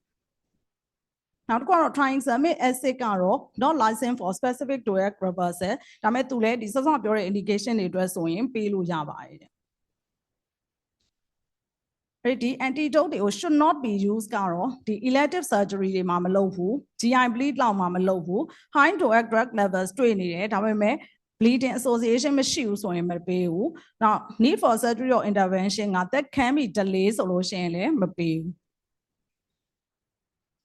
next topic ကတော့ transitioning မှာအဲ့တော့ anticoagulant တစ်ခုကနေတစ်ခုကိုဘယ်လိုပြောင်းမလဲပေါ့နော် IV unfractionated heparin ကနေ DOAC ပြောင်းမယ်ဆိုရင်တော့ IV unfractionated heparin ကိုရက်လိုက်ပြီးရင်တစ်နာရီအတွင်းပြန်စလို့ရတယ်DOAC ကိုစလို့ရတယ် low molecular weight heparin ကနေ DOAC ပြောင်းမယ်ဆိုရင်တော့ low molecular weight heparin ကိုရက်မယ်ပြီးရင် next dose ကိုDOACနောက်low molecular weight heparin ဂျူးမဲ့အချိန်မှာ DOAC ကိုစမယ်warfarin ကနေ DOAC ပြောင်းမယ်ဆိုလို့ရှိရင်တော့ warfarin ကိုရက်ပြီးရင် warfarin action ကုန်အောင် INR ကိုကြည့်နေမယ် INR less than 2.5 ဆိုရင် DOAC စလို့ရမယ်နောက် DOAC ကနေပြီးတော့ IV unfractionated ပြောင်းမယ်ဆိုရင်တော့ DOAC ကိုရက်လိုက်မယ်epi7 နဲ့ rivaroxaban အတွက်ဆိုရင်တော့ next dose တိုက်ရမယ့်အချိန်မှာ unfractionated heparin IV ပေးလို့ရမယ်ဒါပြီး dabigatran အတွက်ဆိုရင်တော့ renal ကသွားတာဖြစ်တဲ့အတွက် creatinine clearance ကောင်းတယ်ဆိုလို့ရှိရင်တော့ next dose ပေးမယ့်အချိန်မှာပေးလို့ရတယ် creatinine clearance နည်းတယ်30အောက်ပဲဆိုရင်တော့48နာရီစောင့် DOAC ကနေ low molecular weight heparin ကိုပဲတောင်းမယ်ဆိုရင်တော့ DOAC ကိုရက်ပြီးရင် creatinine clearance နဲ့ပဲပြန်သွားမယ် creatinine clearance 30ကျော်တယ်ဆိုရင် next DOAC dose မှာထိုးလိုက်မယ်30အောက်ဆိုရင်တော့ဒါ hematologist နဲ့တိုင်မယ်ပေါ့နော်နောက် one DOAC to another ကတော့တစ်ခုကိုရက်ပြီးနောက်တစ်ခုကိုနောက်တစ်ချိန်တောက်ရမယ့်အချိန်မှာတန်းတောက်လိုက်လို့ရတယ်အဲ့တော့ DOAC ကနေ warfarin ကိုပြောင်းမယ်ဆိုရင်ကြတော့ DOAC တောက်နေရင်နဲ့တော့ warfarin action ကစတာကြာမှာဖြစ်တဲ့အတွက် start warfarin while still taking DOAC ပေါ့ပြီး INR ကိုစစ်နေမယ်တဲ့အဲ့ဒီခါမှာလေ DOAC ကလည်း INR ကိုပြောင်းလဲနိုင်တဲ့အတွက်ကြောင့်မလို့သူက next DOAC dose မတိုင်ခင် immediately မှာယူမယ် 12 level အနေနဲ့ပြီး INR ကိုစစ်နေပြီးတော့ baseline INR ကိုတစ်ပေါင်းလိုက်တဲ့ဥပမာ previous ဒီက 1.7 ဆိုရင် 2.7 ရောက်တဲ့အချိန်ထိပေးမယ်ပေါ့နော်အဲ့လိုမဟုတ်ဘူးဆိုရင်တော့ INR greater than 2 ကို 2 days ဖြစ်တဲ့အချိန်မှာရက်လိုက်လို့ရတယ်ဒါမဲ့ creatinine clearance နည်းနေရဆိုရင်တော့ DOAC clearance ကreduce ဖြစ်နေမှာမို့လို့ risk of bleeding ကိုသတိထားရမယ် higher degree of caution နဲ့လုပ်မယ် next ကတော့ perioperative management မှာ perioperative management မှာတော့ဒီ DOAC ကိုရက်မှာဖြစ်တဲ့အတွက် thromboembolic risk လည်းရှိသလိုတောက်ထားတဲ့အတွက်ကြောင့်မလို့ bleeding risk လည်းရှိပါမယ်ဒါမဲ့ DOAC တွေမှာ shorter half life compared to warfarin ဖြစ်တဲ့အတွက်ကြောင့်မလို့ easier to discontinue နဲ့ resume rapidly ပါ bridging anticoagulation ကလည်း usually not required ပါအဲ့တော့ဘယ်အချိန်မှာ interrupt လုပ်ပြီးrestart လုပ်မလဲပေါ့အဲ့တော့ minor bleeding risk procedure အဲ့ဒါတွေကဘာလဲဆို dental procedure cataract glaucoma scopy without biopsy or resection နဲ့ superficial surgery တွေမှာဆိုရင် not to stop in most minor surgical procedures ဒါပေမဲ့ရက်ချင်တယ်ဆိုရင် dabigatran ကိုနဲ့ epi7 က skip one dose လုပ်လို့ရပါတယ်နောက်ပြီးရင်6 hour after intervention မှာပြန်ပေးမယ်low bleeding risk procedures တွေက endoscopy with biopsy, prostate biopsy, bladder biopsy, pacemaker, ICD, non-coronary angiography, electrophysiology study နဲ့ catheter ablation အဲ့ဒါတွေမှာတော့ဒီ creatinine clearance ကိုကြည့်ပြီးတော့ creatinine renal function ကောင်းတယ်ဆိုလို့ရှိရင် epi7 တို့ ribosavir တို့က24 hour နဲ့36 creatinine clearance နဲ့ရင် 36 hour now high bleeding risk တွေဥပမာ major surgery spinal puncture spinal epidural catheter အဲ့လို complete hemostasis လိုတဲ့ဟာတွေဆိုရင်တော့48 hours ရရင်ရပါတယ်နောက်တစ်ခုကတော့ major drug interactions သူက CYP3A4 liver enzymes ရဲ့ permeability glycoproteins ရဲ့နဲ့တွားတဲ့အတွက်ကြောင့်မလို့ဒီ epi7 နဲ့ ribosavir ကအဓိက interaction များပါတယ်အဲ့ဒီမှာဒီ strong CYP3A4 inhibitor နဲ့ combined permeability glycoprotein inhibitors တွေက itraconazole ketoconazole နဲ့ ritonavir moderate inhibitors တွေက clarithrol diazelam strong CYP3A4 inducer နဲ့ combined permeability glycoprotein inducer တွေကတော့ carbamazepine, rifampicin, St. John's Wort, strong CYP3A4 inducer phenadrine, permeability glycoprotein inhibitors တွေအဲ့ထဲမှာကျမတို့အသုံးများတဲ့ amiodarone, clarithrol, cyclosporin, dronidrone, imizin, ketoconazole, nifedipine, ticagrelor, tolvaptan, verapamil တွေပါပါတယ်။နောက်ဒီ permeability glycoprotein inducers မှာ rifampicin ပါမယ်။ဆိုတော့အဲ့လိုဖြစ်တဲ့အတွက်ကြောင့်မလို့ဒီ major drug interactions တွေအနေနဲ့ဥမာ dabigatran ဆိုရင်တော့သူကဒီ permeability glycoprotein inhibitors တွေကနေသွားတော့ inhibitor တွေနဲ့ဆိုရင် concentration increase ဖြစ်မယ်အဲ့တော့ dose ကို short မလား avoid လုပ်မလားဒါပေမဲ့ inducers တွေနဲ့ဆိုရင်တော့ significant reduction in concentration ဖြစ်တဲ့အတွက် avoid use ပေါ့နော် epi7 ကကြတော့သူကဒီ CYP3A4 ရောဒီ permeability glycoprotein ကရောသွားတဲ့အတွက်ကြောင့်မလို့in strong inhibitors တွေနဲ့ဆိုလို့ရှိရင် significant increase in concentration ဖြစ်တော့ reduce dose or avoid dose ပါ moderate နဲ့ဆိုရင်တော့ dose adjustment က severe renal insufficiency မဖြစ်ရင်မလုပ်ဘူး inducer ဒီ strong inducer တွေနဲ့ကတော့ avoid use ပါ ribosavir နဲ့လိုပါပဲ strong CYP3A4 PGP inhibitors တွေနဲ့ဆိုရင် significant increase in concentration ဖြစ်တဲ့အတွက်သူက reduce dose တောင်မပြောပါဘူး avoid use ဖြစ်ပါတယ် moderate inhibitors တွေအနေနဲ့ကတော့ moderate increase in concentration ပဲမို့လို့no precaution ဒါပေမဲ့ renal မကောင်းရင်တော့ avoid use ပါ strong inducer တွေဆိုရင်တော့တွဲပြီးမသုံးပါဘူးအဲ့တော့ဒီ take home message အနေနဲ့တော့ကျမတို့ DOAX တွေကို right indication နဲ့သုံးဖို့လိုပါတယ် high risk patients with AF TAVR score နဲ့တွက်မယ် unstable INR TTR less than 70% ရတဲ့လူတွေမှာပေးမယ်နောက် first line venous thromboembolism treatment or prevention ကိုအတွက်ကတော့ first line မှာနောက် malignancy patients တွေမှာတော့ဒီ epi7 ကိုပဲပို့ပြီးDOAX ကိုပေးပါတယ် orthopedic surgery prophylaxis အနေနဲ့လည်းရတယ်နောက် good compliances ဖြစ်ပါတယ်မလို့ရမှာတော့ကျမတို့ wrong dose နဲ့မပေးဖို့ under dose ကျမတို့ကဖြစ်တတ်ပါတယ် under dose မဖြစ်ဖို့ရယ် mechanical valve moderate to severe MS တွေမှာ don't use now very obese patients တွေရယ် pregnancy နဲ့ breastfeeding တွေရယ်မှာ don't use ပါ thank you Thank you very much, Professor, for the excellent presentation. We will now move on to our second scientific sessions. It is my honor to introduce our second speaker, Professor Kai Shen, Professor and Senior Consultant Cardiologist, Department of Cardiology, Yangon General Hospital. Professor Kai Shen will be speaking on clinical use of DOAX in acute coronary syndrome. May I kindly invite Professor Kai Shen to take the stage.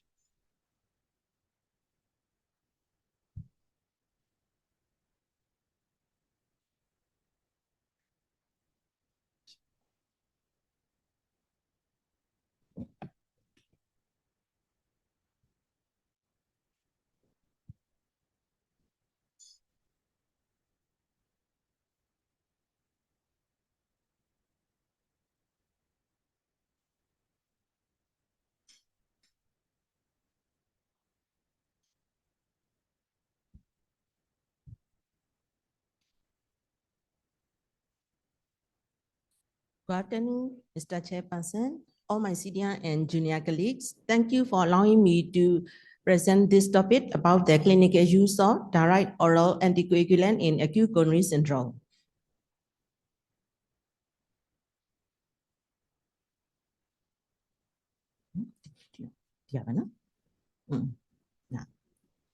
This is my outline. The thrombotic challenges in acute coronary syndrome, key trials for DOAX, guideline recommendations, DOACs, dosing and drug interaction, safety profile and reversal agents, future directions, and answer questions and summary and key takeaways. In acute coronary syndrome, we have a thrombotic challenges. So we should know the pathophysiology of acute coronary syndrome, current standard of care, residual ischemic risks, and rationale for DOACs. Regarding the pathophysiology of acute coronary syndrome, primarily involve the sudden rupture or erosion of the atherosclerotic plaque in the coronary artery, leading to the thrombus formation that obstruct the blood flow to the heart muscle. And this reduced blood flow causes myocardial ischemia and can progress to infarction if not promptly treated. Current standard of care is we can use the dural antiplatelet therapy, aspirin plus P2Y12 inhibitor with or without parenteral anticoagulation in acute phase. The specific agents and duration are tailored to the balance each patient's ischemia and bleeding risks. This is the key components of the antithrombotic therapy. Antiplatelet therapy, COX-1 inhibitor, is aspirin. This is the cornerstone of therapy, and it should be administered as the loading dose and continue lifelong for the secondary prevention. Another antiplatelet agent is a P2Y12 inhibitor. These are ticagrelor, prasugrel, and clopidogrel. It can be used in combination with aspirin as a DAPT, and prasugrel or ticagrelor are generally preferred over clopidogrel due to the superior efficacy, particularly in patients undergoing PCI. Anticoagulation can be used parenteral and oral. Parenteral anticoagulations are unfractionated heparin, enoxaparin, fondaparinux, and bivalirudin. It can be used in the acute phase to prevent clot formation, especially around the time of the invasive procedure as PCI. Oral anticoagulation can be used for long-term management. Rivaroxaban, low dose, may be considered for the long-term secondary prevention in patients at high ischemic risks and low bleeding risks. Add to the aspirin and clopidogrel after the initial period. Residual ischemic rates after the acute coronary syndrome refer to the persistent risks of recurrent cardiovascular events such as heart attack, stroke, or cardiovascular deaths. Despite standard secondary prevention treatments, these risks is driven by complex interacting factors beyond the traditional lipid profile. These are the key factors contributing to the residual ischemic risks. As the clinical risk factors, these are prior medical history such as the previous MI, heart failure, diabetes mellitus, or atrial fibrillation, polyvascular disease such as coronary, peripheral, and cerebral vascular arteries disease, and older age, renal impairment, and incomplete revascularization. Another residual risks are the biomolecular and lifestyle factors such as inflammation, lipid imbalances, thrombotic activity, lifestyle factors, and psychosocial factors. In acute coronary syndrome, the formation of the thrombus involves both platelet activation and coagulation cascade, which generates the thrombin. One antiplatelet therapy, aspirin or P2Y12 inhibitor, address platelet aggregation. Elevated thrombin levels and coagulation activity can persist after the initial level. This is the rationale of the DOACs. The primary rationale for DOACs for ACS is to reduce the persistent high risk for recurrent ischemic events and all-cause mortality, which remains elevated despite standard antiplatelet therapy by targeting the anticoagulation cascade, factor 10A or thrombin. Key rationale include for the DOACs, persistent thrombin generation in ACS, direct pathway inhibition, superiority over warfarin, and it improves the efficacy and safety balance. This is the key trials for the DOACs. The key trials for the acute coronary syndrome without AF, it includes Atlas ACS2 TIMI51 trial with rivaroxaban, IPRIS2 with apixaban, Germany ACS1 with rivaroxaban, and COMPASS with rivaroxaban. These are the acute coronary syndrome with the AF key trial, Pioneer AF PCI with rivaroxaban, Rejuel PCI dabigatran, Augustet for apixaban, and Entrust AF PCI with endozaban. These key trials for acute coronary syndrome without AF. This slide illustrates the design of the key trial examining antithrombotic therapy in patients who have recently stabilized following an acute coronary syndrome. The target population were patients with recent ACS, ST elevation MI, non-ST elevation MI, or UAP. Time of enrollment is the patient was stabilized and enrolled for the 1 to 7 days post-index events. This is the crucial window for the evaluating long-term secondary prevention. In Atlas ACS2 TIMI51 trial, 15,522 patients with recent ACS were randomized into placebo or rivaroxaban 2.5 milligram BD or rivaroxaban 5 milligram BD on top of the dural antiplatelet therapy, aspirin plus clopidogrel. The key findings show that 2.5 milligram BD dose significantly reduced the composition of cardiovascular death, MI, and stroke compared to the placebo, 8.9% versus 10.7%. The mortality, regarding the mortality, 2.5 milligram doses show a reduction in all-cause mortality. In safety, there was a significant increase in major bleeding and intracranial hemorrhage, though not in fetal bleeding. As a clinical impact, it leads to the approval of the vascular doses 2.5 milligram BD for ACS in many regions, though uptake remains selective due to the bleeding concerns. In IPRIS2 trial with apixaban, this trial investigated apixaban in high-risk ACS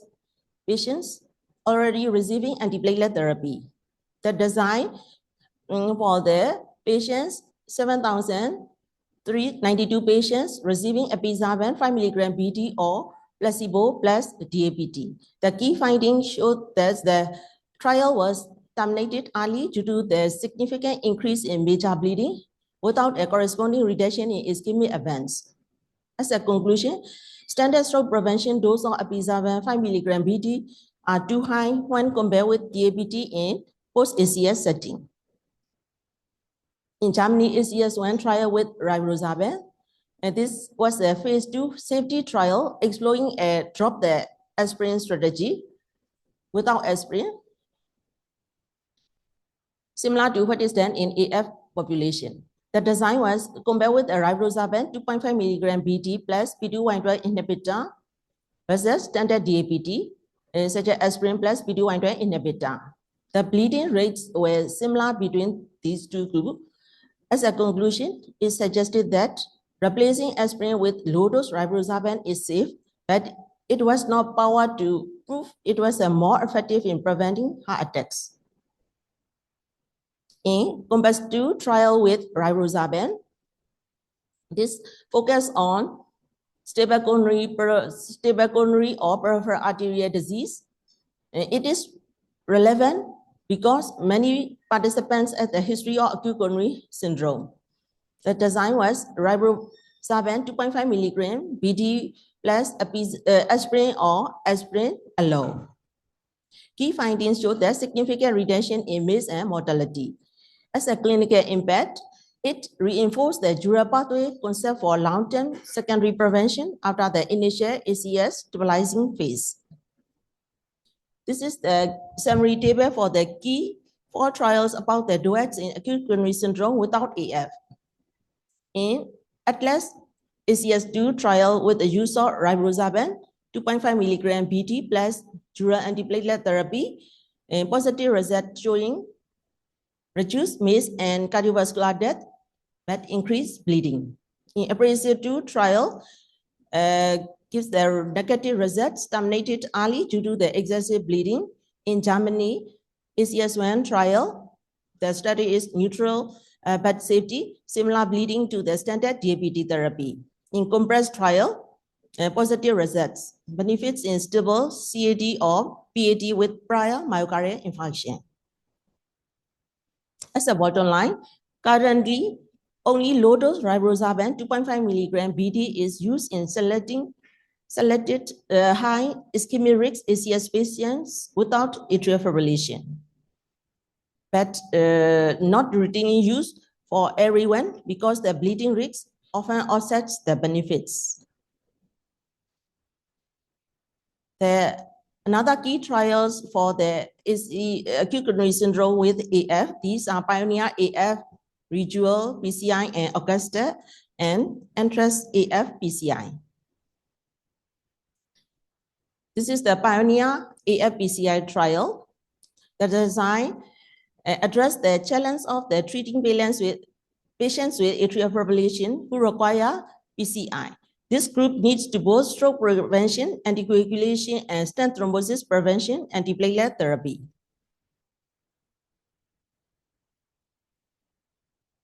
The rivaroxaban, the results showed clinically significant bleeding, 16.8% in group 1 versus 18.8% in group 2 versus 26.7% in group 3. It's a statistically significant group. In stent thrombosis, rate is not statistically significant, 0.8 group 1 and 0.9 in group 2 and 0.7 in group 3.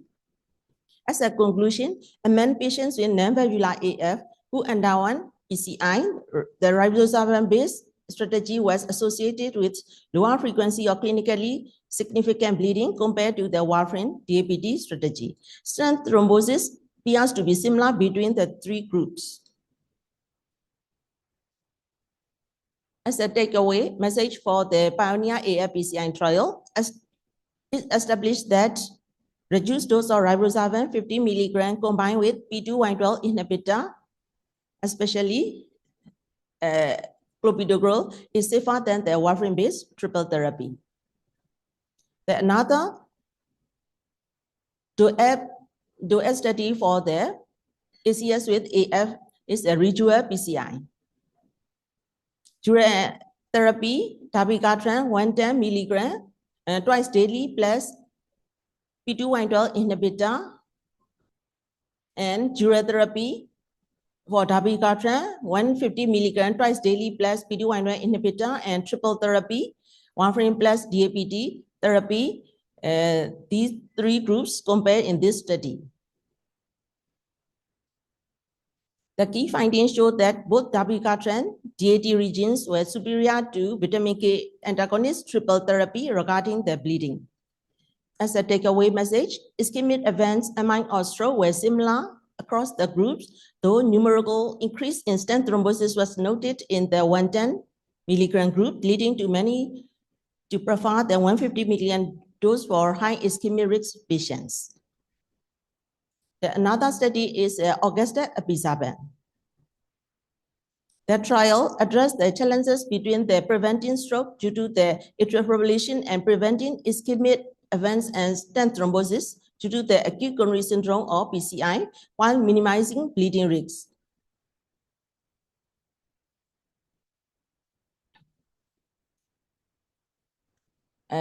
This design is the 2x2 factorial design, which tested the DOAC versus vitamin K antagonists and aspirin versus placebo. The design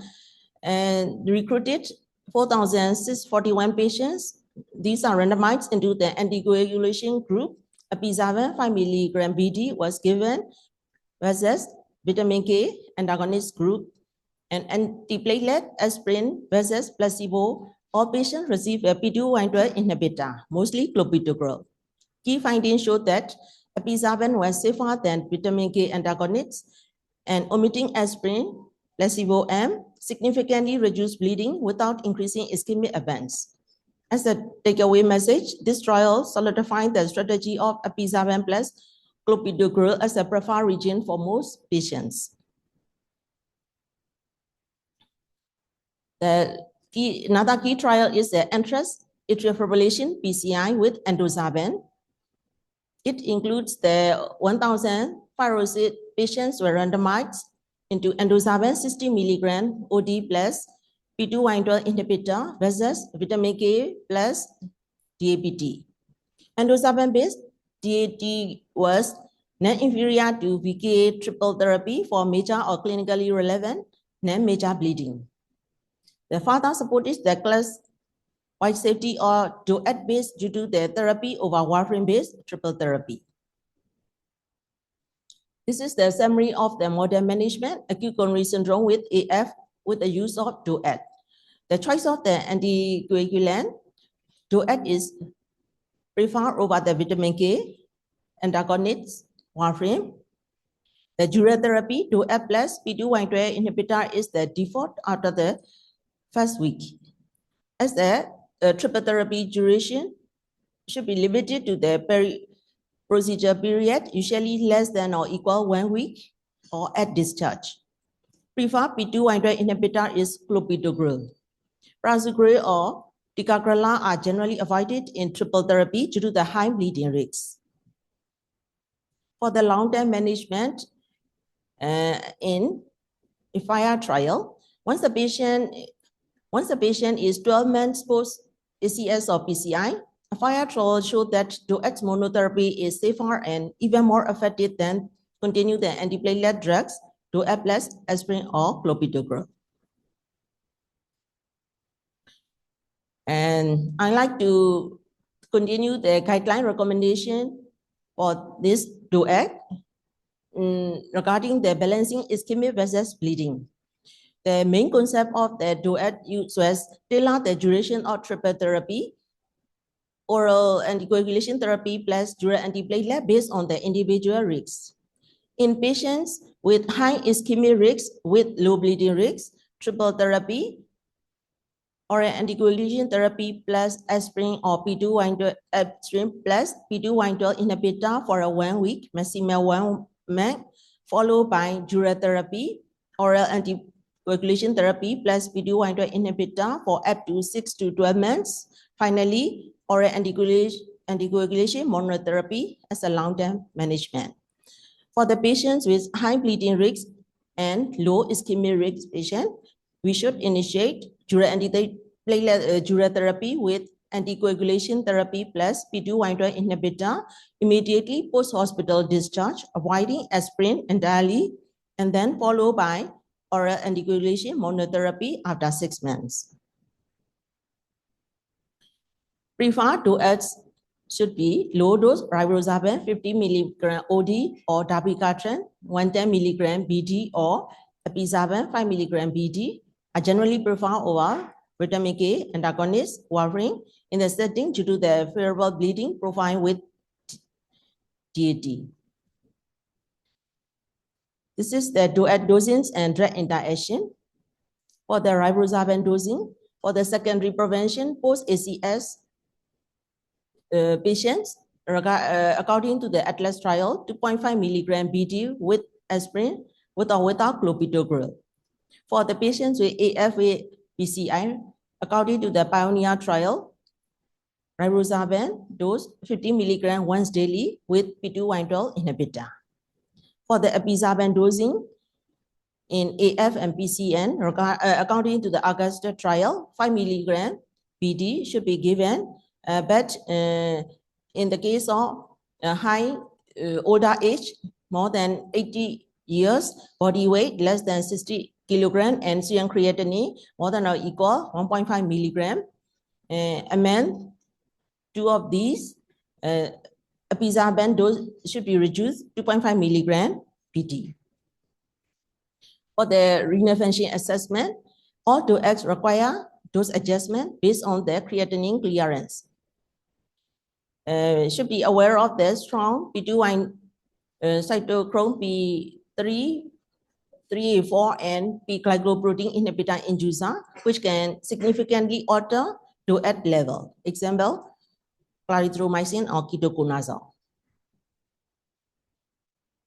For safety profile and reversal agents, for the safety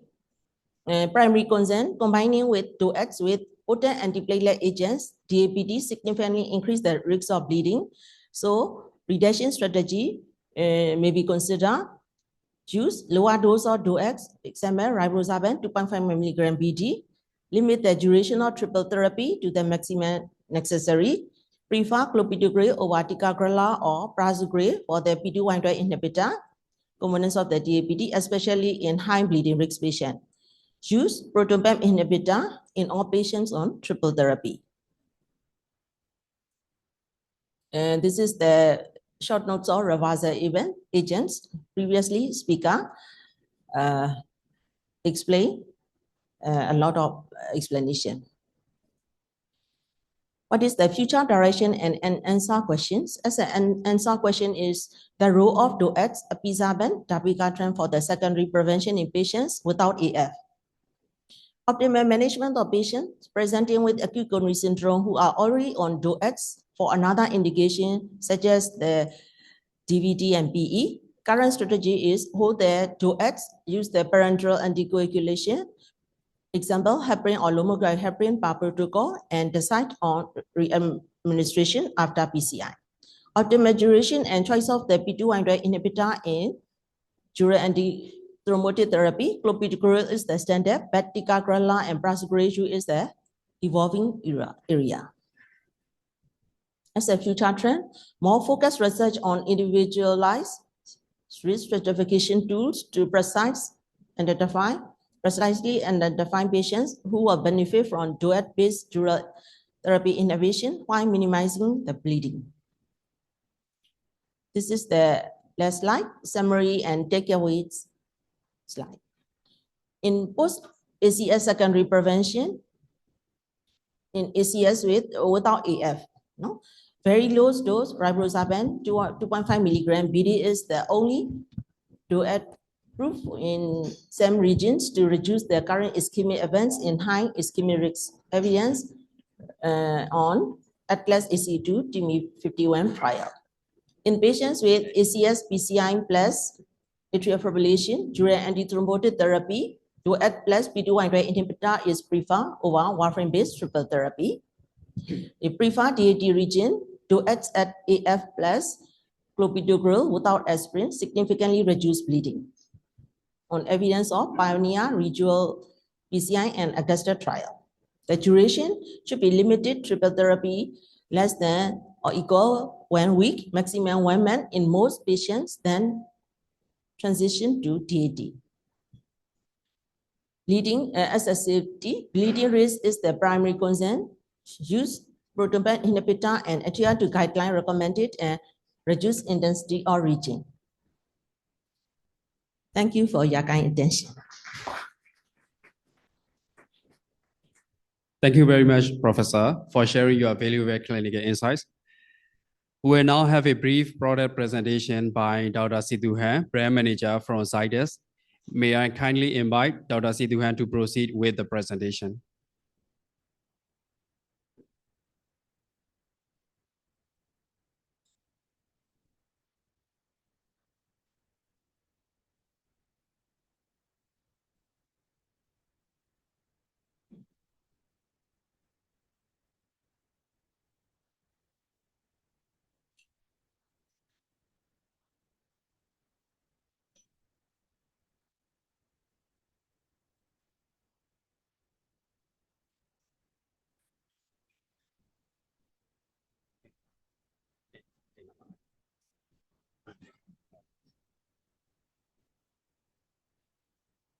Minglava Shadow Shamaro, a deep way of Pimia, the Dipoma Tokyo Pide, the Wanjisha Samai, or the Pueta Pide, Shasamai, other word, Tapio, Sidus Cosa, Jesu de Mai, Lubio Jamae, General Dr. Situhamba, General decided the cardiac product, the portfolio cover low needed brand manager. So ရှေ့မှာပြောခဲ့သလိုပဲပေါ့နော်ဒီဆရာတို့ဒီ patient တွေ treat လုပ်တဲ့အခါမှာဒီ clot formation ကအရေးကြီးပါတယ်ဒီမထင်မှတ်ထားပဲနဲ့ဒီပေါ့နော်ဒီ clot formation ကဖြစ်နေရနေမှာသွားပြီးတော့ circulation မှာလာ obstruct လုပ်လို့ရှိရင်ဒီဆရာတို့ patient တွေမှာမလိုလားအပ်တဲ့ဒီ stroke တွေဖြစ်မယ် systemic embolism တွေဖြစ်မယ်ဒီလိုမျိုး side effect တွေဆက်ပြီးဖြစ်လာမှာပေါ့ဆိုတော့ဒီလိုမျိုးမဖြစ်လာအောင်အစကတည်းကဒီ anticoagulation patient တွေကိုလှုပ်ထားဖို့လိုပါတယ်ဆိုတော့ anticoagulation တွေရွေးတဲ့အချိန်မှာလို့ဆိုလို့ရှိရင်လည်းဆရာတို့နေတဲ့ဒီ patient တွေတင့်တော်တဲ့ဒီ individual like anticoagulant ကိုရွေးဖို့လိုပါတယ်ဆိုတော့ episaban ကိုရွေးမဲ့ဆိုလို့ရှိရင်တော့ကျွန်တော်တို့စီမှာဒီ Tromban ဆိုတဲ့ brand name နဲ့ကျွန်တော်တို့စီမှာရှိပါတယ်ဆိုတော့ဒီ Tromban ဆိုတဲ့ brand name ကိုကျွန်တော်တို့ကဘာလို့မဲ့လိုက်လဲဆိုတော့ကျွန်တော်ဒီ slogan လေးပေါ့ဒီ ban the thrombosis and keep it flowing ပေါ့ဆိုတော့အဲ့ဒီက ban the thrombosis ကိုယူပြီးတော့မှဒီ Tromban ဆိုပြီးတော့ကျွန်တော်တို့ကဒီ name လေးပေးလိုက်တာဖြစ်ပါတယ်ဆိုတော့ကျွန်တော်ဒီ scientific evidence တွေကိုပြောမယ်ဆိုလို့ရှိရင်တော့ကျွန်တော်တို့အရင်ဆုံးဒီအရင်ရင်နွယ်ထွန်း slide မှာလည်းပါသွားတဲ့ဒီ Aristophanes study ပေါ့ဒီ Aristophanes study ကတော့ကျွန်တော်ဒီ DOAC တွေအချင်းချင်းရှင်ဆန်းတာဖြစ်ဖြစ်ဒီ DOAC တွေကိုဒီ warfarin နဲ့ရှင်ဆန်းတာဖြစ်ဖြစ်အဲ့လိုဟာမျိုးမှာဆိုလို့ရှိရင်တော့သူက patient အရေအတွက်အများဆုံး patient 4 သိန်းကျော်ပါဝင်တဲ့ study ဖြစ်တယ်ဒီ study မှာဆိုလို့ရှိရင်အဓိကသူ DOAC တွေအချင်းချင်းတွေ DOAC တွေ warfarin တွေနဲ့ကိုရှင်ပြီးတော့နှစ်မျိုးပေါ့ဒီ efficiency ဘိုင်းဖြစ်တယ်ပေါ့နော် stroke တွေ systemic embolism တွေကိုဘယ်လောက် relative risk reduction ပေးနိုင်လဲနောက်ပြီးရင်ဒီ bleeding ဘက်မှာဆိုလို့ရှိရင်လည်းဒီ major bleeding တွေကိုဘယ်လောက် risk reduction ပေးထားနိုင်လဲဆိုတာကိုစမ်းထားဖြစ်ပါတယ်အဲ့မှာဆိုလို့ရှိရင်တော့ပထမဆုံးဒီ episaban နဲ့ rivaroxaban နဲ့ရှင်ဆန်းတဲ့အချိန်မှာဆိုလို့ရှိရင်ဒီ episaban ဘက်ကဆိုရင် stroke တွေ systemic embolism တွေဖြစ်တဲ့နှုန်း relative risk reduction ကို 20% အထိ risk reduction ပေးပါတယ်ဒါပြင်ဒီ bleeding ဘိုင်းမှာဆိုလို့ရှိရင်လည်းကျွန်တော်တို့ဒီ 45% ပို့ပြီးတော့ risk reduction ပေါ့ bleeding ဖြစ်တဲ့နှုန်းကို short ချနိုင်ပါတယ်ဒီလိုပဲကျွန်တော်ဒီ episaban ကို dabigatran နဲ့ရှင်ဆန်းလိုက်တဲ့အချိန်မှာဆိုလို့ရှိရင်လည်း stroke တွေ systemic embolism တွေဖြစ်တဲ့နှုန်းကို 28% reduction ပေးပြီးတော့ဒီ bleeding ဖြစ်တဲ့နှုန်းကိုဆိုလို့ရှိရင်လည်း 20% reduction ထပ်ပြီးပေးပါတယ်ကျွန်တော် warfarin နဲ့ရှင်ဆန်းလဲဒီလိုပါပဲကျွန်တော်တို့ episaban ဘက်ကပဲ stroke တွေ systemic embolism ဖြစ်တဲ့နှုန်းကို 36% major bleeding ဖြစ်တဲ့နှုန်းကို 40% အထိ risk reduction ထပ်ပြီးပေးပါတယ်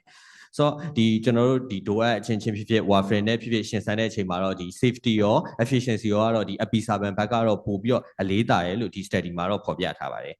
နောက်ပြီးတော့ကျွန်တော်တို့ဒီ ESRD patient တွေပေါ့ ESRD patient တွေ dialysis လုပ်နေတဲ့ patient တွေဒီ124ယောက်နဲ့ဆန်းထားတဲ့ study မှာဆိုလို့ရှိရင်ဒီ episaban နဲ့ warfarin နဲ့ကို bleeding risk ရှင်ဆန်းတဲ့အခါမှာဆိုလို့ရှိရင် overall bleeding ဆိုလို့ရှိရင်ဟို episaban တဝက်ကျော်လောက်ပို့ပြီးနည်းပါတယ်နောက် major bleeding မှာဆိုလို့ရှိရင်တော့ဒီလေးချိုးတချို့ပေါ့ episaban ဘက်ကဆိုလို့ရှိရင် bleeding risk က 5% လောက်ပဲရှိတဲ့အချိန် warfarin က 22% လောက်ထိဟို bleeding risk major bleeding risk ရှိပါတယ်ဆိုတော့ကျွန်တော်တို့ဒါကြောင့်မလို့ဆရာတို့ patient တွေပေါ့နော်ဒီ anticoagulant ကိုရေရှည်တောက်ရတဲ့အခါဆိုလို့ရှိရင်ကျွန်တော်တို့မှာဒီ patient တွေအတွက်ဒီ enhanced adherence ပေါ့နော်ရေရှည်တောက်တဲ့ patient တွေမှာဒီ adherence ပိုပြီးကောင်းပါတယ်ခုနကျွန်တော်ပြောခဲ့တဲ့ real world effectiveness တွေမှာလည်းကျွန်တော်ဒီ stroke တွေ systemic embolism တွေဖြစ်တဲ့နှုန်းကို short ချနိုင်တဲ့အတွက်ဆရာတို့ episaban ကိုစိတ်ချလက်ချ prescribe လို့ရပါတယ်ဆိုတော့ dosage အနေနဲ့ကတော့ကျွန်တော်တို့ဒီပေါ့ stroke တွေ systemic embolism ကိုဒီ MVAF patient population မှာပေးမယ်ဆိုလို့ရှိရင်တော့ကျွန်တော်5 mg BD ဆိုပြီးတော့ recommend dose ပါဒါပေမဲ့လည်းဟိုမခံနိုင်တဲ့ patient တွေပေါ့အသက်ကြီးလွန်းတဲ့ patient ဖြစ်ဖြစ်ပိန်လွန်းတဲ့ patient ဖြစ်ဖြစ်creatinine တက်နေတဲ့ patient တွေမှာဆိုရင် 2.5 mg BD နဲ့ပေးလို့ရပါတယ်ဆိုတော့ကျွန်တော်တို့ဒီ Tromban ကဟိုဒီမြန်မာနိုင်ငံတခုတည်းကိုပဲဒီ import လုပ်နေတဲ့ brand မဟုတ်ဘူးပေါ့နော်ကျွန်တော်တို့ကဒီမြန်မာနိုင်ငံသားမကပဲねကျွန်တော် US အထိပါကျွန်တော်သွားပြီး FDA approval ယူထားပြီးသားဖြစ်ပါတယ်ဒါကြောင့်မလို့ကျွန်တော်တို့ US မှာဆိုတော့ကျွန်တော် Orange Book ဆိုတာဒီ US FDA မှာ register လုပ်ထားတဲ့ drug တွေကိုဒီ Orange Book ထဲမှာထည့်ထားပါတော့ဆိုတော့အဲ့မှာဆိုလို့ရှိရင်ကျွန်တော် Tromban branding နဲ့ပါဟို register လုပ်ထားပြီးသား drug ဖြစ်တဲ့အတွက်ကျွန်တော်တို့ဒီဆေးကတော့ဒီ international quality နဲ့ရရှိနိုင်မှာပါဒီမှာဟိုကျွန်တော် episaban ကိုလည်းဒီမြန်မာနိုင်ငံတွေမကပဲねနိုင်ငံပေါင်းဒီ28နိုင်ငံမှာလည်း marketing လုပ်နေပြီးတော့ကျွန်တော်က result ကောင်းတွေရရှိထားအောင်လို့ဆရာတို့ patient တွေဆိုလို့ရှိရင်စိတ်ချလက်ချကိုကျွန်တော် Tromban branding နဲ့ prescribe ပေးလို့ရပါတယ်ဆိုတော့ဒီပွဲမတိုင်ခင်လေးတွေပဲကျွန်တော်တို့ဒီ Tromban ရဲ့ဈေးကိုလည်းထပ်ပြီးတော့ short ချလိုက်ပါတယ်ဆိုတော့ patient တွေအတွက်လည်းပို့ပြီးတော့အဆင်ပြေသွားအောင်ကျွန်တော်တို့ 2.5 mg ဆိုလို့ရှိရင်အလုံး30တပူကိုကျွန်တော်32,100ရှိပါတယ်နောက်5 mg ဆိုလို့ရှိရင်လည်းကျွန်တော်တို့91,200ကို short ချလိုက်တာဖြစ်ပါတယ်ဒါကြောင့်မလို့ဆရာတို့အနေနဲ့တော့ဒီ patient တွေကိုဒီ global quality ကိုမှဈေးတက်နဲ့ affordable price နဲ့ဝယ်ယူရရှိနိုင်ပါတယ် ဒါအပြင်ဒီနေ့ဒီကျွန်တော်2025မှာပေါ့နော်ကျွန်တော် cardiac portfolio အနေနဲ့ launch လုပ်ခဲ့တဲ့ product လေးပေါ့ပြန်ပြီးတော့ပြောရမယ်ဆိုလို့ရှင်တော့ကျွန်တော်ဒီ Siva M ပေါ့ Siva M ကတော့ကျွန်တော် Ivabradine ကို metoprolol tartrate နဲ့ combination လုပ်ထားတဲ့ဆေးပါဒီမှာဆိုလို့ရှင်တော့ကျွန်တော် milligram အဖြစ်525 ရဲ့550ရဲ့နှစ်မျိုးတွင်းထုတ်လုပ်တာဖြစ်ပြီးတော့ဒီမြန်မာနိုင်ငံကျွန်တော် Elite Factory မှာပဲ manufacturing လုပ်နေတာဖြစ်ပါတယ်ဆိုတော့အမှလည်းအဓိကကျွန်တော်ဟိုကတော့ဈေးပါပေါ့ကျွန်တော်ဒီ side test ကတော့ဒီ patient တွေများသောအားဖြင့်ဟိုဒီ affordable ဖြစ်တဲ့ price မျိုးနဲ့ပဲပေးနေတာဖြစ်ပါတယ်ဒီမှာဆိုရင်ကျွန်တော်တို့ Ziva and 525ဆိုတစ်လုံး900 550ဆိုရင်တစ်လုံး1000ဆိုတော့ကျွန်တော်တို့ဒီ market ထဲမှာဒီ Ivabradine အလုံးဝယ်တဲ့ဈေးထက်ကိုကျွန်တော်တို့ combination ကပိုပြီးတက်တာပါတယ်နောက် product လေးတစ်ခုကတော့ကျွန်တော်တို့Ampazi M ပါဒီမှာဆိုလို့ရှိရင်လည်းကျွန်တော်တို့က local manufacturing လုပ်တဲ့ product ဖြစ်ပြီးတော့ dosage အနေနဲ့ဆိုရင်ကျွန်တော် Ampazi ပေါ့ Empagliflozin အလုံးဆိုလို့ရှိရင်1025ရှိပြီးတော့နောက် Empagliflozin နဲ့ metformin combination ဆိုရင်လည်းကျွန်တော်တို့900 1000 12.5 900 12.5 1000ဆိုပြီးတော့နောက် milligram 4မျိုးရှိတော့ total ဒီ milligram ပဲ6မျိုးတောင်ရှိပါတယ်ဆိုတော့ဆရာတို့အနေနဲ့ဒီဟို diabetic နဲ့ heart failure တွဲ patient တွေဖြစ်ဒီEmpagliflozin သုံးတဲ့အခါမှာဆိုလို့ရှိရင်လည်းကျွန်တော်တို့စီမှာဒီ Empazi နဲ့ Empazi M လေးရှိရလေးလဲ remind လုပ်ပြရစီကျွန်တော်ရဲ့ product presentation လေးကတော့ဒီလောက်ပါပဲအချိန်ပေးပြီးနားထောင်ကြရတဲ့ဆရာဆရာမအားလုံးကျေးဇူးတင်ပါတယ်လို့ထပ်ပြောချင်ပါတယ် Thank you very much, Dr. Siduan. We shall now open the floor for the question and answer session. May I kindly request our respected chairperson and speakers to moderate this session. Dear doctors, if you have any questions or comments, please feel free to raise them.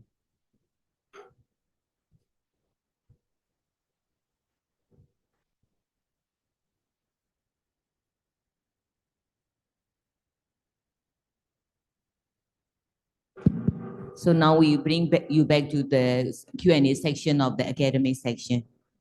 So first of all, I would like to thank to the both speaker for your comprehensive presentation. And then now the floor is open for the Q&A. So any question from the audience and any comments from the audience?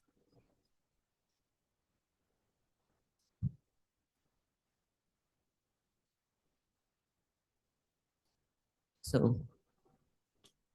could you introduce your name and then your answer question?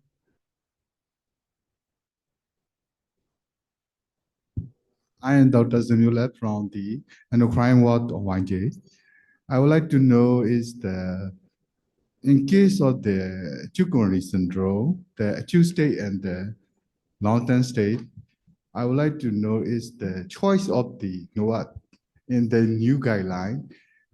Most of the guidelines show the Rivaroxaban 2.5 PD and the Epi7. All the trial, I would like to know your clinical experience. Which is superior, Epi7 is superior of the Rivaroxaban, it's superior. And this is the number one question. As number two question is, we are encounter in the chronic level insufficiency with the venous thromboembolism. In case, I would like to know your suggestion in chronic liver disease, like the INR is slightly prolonged, 1.5 or 2, with the venous thromboembolism. Thank you. Acute coronary syndrome high risk တွေမှာသုံးတဲ့ဒိုအက်ကတော့အခုလောလောဆယ် approve ဖြစ်နေတာကတော့ Epi7 ပါဆရာRivaroxaban ပါဆရာ Epi7 မဟုတ်သေးဘူးဟုတ်ကဲ့ 2.5 mg BD low dose နဲ့ aspirin နဲ့တွဲပါတယ်ဆရာ peripheral arterial disease တွေမှာလည်းဒီလိုပါဆရာเนาะသူ aspirin ရော clopidogrel ရောပေးတယ်ပြီးရင်ခုနကRivaroxaban 2.5 mg BD ကတော့အခု proof ဖြစ်နေတာပဲဖြစ်ပါတယ်ဆရာကျန်တာ Epi7 တို့ dabigatran တို့ endozaban တို့ကတော့ study တွေတော့ဖြစ်သေးပါ strong မဖြစ်သေးပါဘူးဆရာ So ပြောရမယ်ဆိုရင်တော့နော်သူခုနဟို professor ကန်ကန်ရှင်းသွားတဲ့ slide တွေအများကြီးပဲဆိုတော့ for the clear cut နော် your clinical practice မှာ clear cut ဖြစ်ဖို့လိုတာပေါ့နော်ဒါ the evidence ရဲ့အနောက်ဘက်မှာ clear cut ဖြစ်ဖို့ဆိုလို့ရှိရင်လောလောဆယ်ဆရာမတို့ဟိုပေါ့နော်ဘလို့နီးညက်စဉ်းစားပြီးတော့ clinical မှာဟိုလုပ်နေလဲဆိုရင် acute coronary syndrome မှာ OH ဟိုပါပေါ့ DOAC လိုပြီဆိုလို့ရှိရင် DOAC indication ရှိမယ်လို့ထင်လားရှိရင် you need to first check patient မှာ AF ရှိလားမရှိလား။ဘာကြောင့်သုံးလဲဆိုရည်ရွယ်ချက်ကိုသိရမယ်။ ACS အတွက်သုံးမယ်ဆိုလို့ရှိရင် according to the guideline rivaroxaban is preferable. The dose will be 2.5 milligram PD. You can use with the triple therapy. Triple therapy, they show the slide, butပြသွားလဲဆိုလို့ရှိရင်အနည်းဆုံးတကယ်မို့ on the other side မှာဗာကြည့်ရမယ်ဆိုရင် bleeding risk ကိုကြည့်ရမယ် bleeding risk ကိုကြည့်လို့ bleeding risk က too high ဆိုရင် only 1 week ပြီးလို့ရှိရင် triple therapy ကို shift လုပ် triple therapy ကို shift လုပ်တဲ့ dual therapy ကို shift လုပ်မယ် dual therapy ကို shift လုပ်တဲ့အခါကျရင် P2Y အတွက် inhibitor ဒီ default ဆိုတဲ့အခါကျရင် P2Y အတွက်ထဲမှာ default ကမှပါလဲ clopidogrel so အဲ့ဒါရှင်းရှင်းလင်းလင်းပဲဒီ guideline က if the patient with the atrial fibrillation ရှိတယ်ဆိုလို့ရှိရင် epizaban ဒီ drug choice ဖြစ်မယ်အဲ့ဒီခါကျရင် epizaban ဒီ low dose 2.5 mg ဆိုတော့အဲ့မှာလည်းတစ်ခါပါပြန်ကြည့်မယ်ဆိုရင် you need to check the bleeding risk are how high the bleeding risk how high the ischemic risk so you need to balance အဲ့မှာ balance လုပ်ပြီးတဲ့အခါကျတော့မှာဘာဖြစ်မလဲဆိုရင် ischemic risk ကပိုများတယ်ဆိုလို့ရှိရင် triple therapy ကို maximum 1 month တကယ်မို့ bleeding risk ischemic risk ကနည်းတယ် indication ရှိလို့ဒါပေးရမယ်ဆိုလို့ရှိရင် 1 week ပြီးလို့ရှိရင် P2Y အတွက် inhibitor plus epizaban အဲ့မှာလည်း P2Y အတွက် inhibitor ဒီ default ဒီဘာဖြစ်မလဲ clopidogrel so ဒီလိုမျိုး clear cut ဖြစ်မယ်အဲ့ဒါ atrial fibrillation ကပြီးလို့ရှိရင် dual ကိုဘယ်လောက်ပေးမယ် how long ဆိုတဲ့အခါ dual therapy ကိုဘယ်လိုပြန်ကြည့်မလဲဆိုရင် patient ရဲ့ risk ကိုတစ်ခါပြန်ကြည့်ပြီးလို့ရှိရင် 6 month ပေးမလား 1 year ပေးမလား after 1 year ဆိုလို့ရှိရင် be very clear epizaban only or rivaroxaban only so ဒါကတော့ clear cut ဖြစ်မယ်ဟိုဟာတွေကတော့ evidence တွေကတော့အများကြီးပဲ evidence တွေအများကြီးဆိုတဲ့အခါကျ you don't need to confuse မဖြစ်နဲ့ဖြစ်စရာအကြောင်းမရှိဘူးပေးတာ AF လား ACS လား you need to be clear နော်အဲ့ဒါပဲဖြစ်ဖို့ရနေနောက် question ကတော့အရင်ကတွန်းဖြစ်လိမ့်မယ်ထင်တယ်နော် liver မှာ Chronic liver insufficiency. liver မှာဆိုလို့ရှိရင်ဆရာ time A က dose short ဆရာမလို့အားလုံးဒီတိုင်းပဲပေးမယ် time B ဆိုရင် rivaroxaban ကမရတော့ဘူးကျန်တဲ့3ခုကရသေးတယ် time C မှာတော့ဘာမှမရတော့ဟုတ် liver မှာလည်းအဲ့လိုပဲပေါ့နော်အဲ့ဒါကဘာလဲဆိုလို့ရှိရင်သူရဲ့ guideline ကို follow လုပ်လို့မရတာနော် guideline ကို follow လုပ်လို့မရတာတစ်ဖက်က thrombosis ရှိနေ for example thrombosis ရှိနေတယ် child C ဖြစ်နေမယ်ဘယ်လိုလုပ်လဲအဲ့ဒီခါကျရင်ဗာ you need to consider for the bleeding risk ဘယ်လောက်များလဲဆိုတဲ့ခါကျအဲ့ဒီချိန်ကျရင်တော့ dual ကမစင်စားတော့ဘူးဘာဖြစ်ဖြစ် low molecular weight heavy injection နော်ဒါတော့ clear ပဲဟုတ်မလားဟုတ်အဲ့ဒါခါကျ guideline deviate တဲ့ဟို individualized ဟို patient မှာစဉ်းစားရမယ့်ဟာဖြစ်သွားတာနော် any question from the audience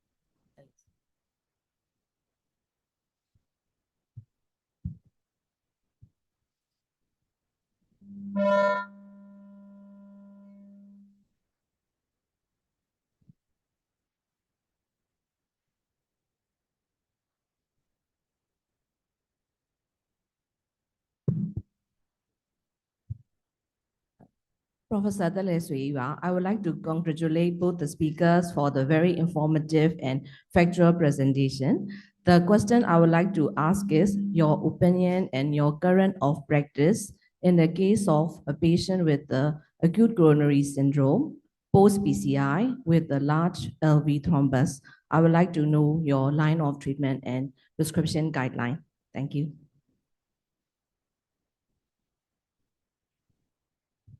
post speaker ပြောရတဲ့မှာဒီ issue ကမပါလာဘူးပေါ့နော်မပါလာတဲ့ခါကျအဲ့ဒါပါလဲဆိုတော့ NOAC error မှာဖြစ်နေ DOAC error မှာဖြစ်နေတဲ့ unmet needs ဆိုတာမစုံဟို guideline နဲ့ဘယ်လိုမှဟိုဟာလုပ်လို့မရတဲ့ခြေပေါ့နော်ခြေမျိုးကကြတော့ပါလဲဆိုတော့ LV thrombus များသောအားဖြင့် LV thrombus ကဘာမှဖြစ်လဲဆိုရင် post MI မှာဖြစ်တယ် post MI မှာဖြစ်တဲ့ခါကျတော့အဲ့ဒီမှာ indicate ဟို evidence ကိုပြန်ကြည့်လိုက် evidence ကိုပြန်ကြည့်တဲ့ခါကျ evidence မရှိတဲ့အတွက်ကြောင့်မို့လို့ preferable ကတကယ်မှာတော့ဘာဖြစ်လဲဆိုတဲ့အခါကြလို့ရှိရင်သူကတော့ preferable ဒီ warfarin ဖြစ်ခြင်းဖြစ်မယ် epizaban ဖြစ်မယ် DOAC ဖြစ်ခြင်းဖြစ်မယ်ပေါ့နော်ဆိုဒါပေမဲ့ဘယ်ဟာလဲဆို depends on the ဒါပေမဲ့ဘာလဲဆို pathophysiology ကိုပြန်ကြည့်ရဲ pathophysiology ပြန်ကြည့်တဲ့အခါကျတော့ဒီဟိုဟာကဘာဖြစ်လဲဆိုတဲ့အခါကျတော့ဒီ thrombus ဖြစ်သွားတဲ့နေရာကဘာဆို endocardium ဆိုတော့ raw area ရှိတယ်လို့ယူဆ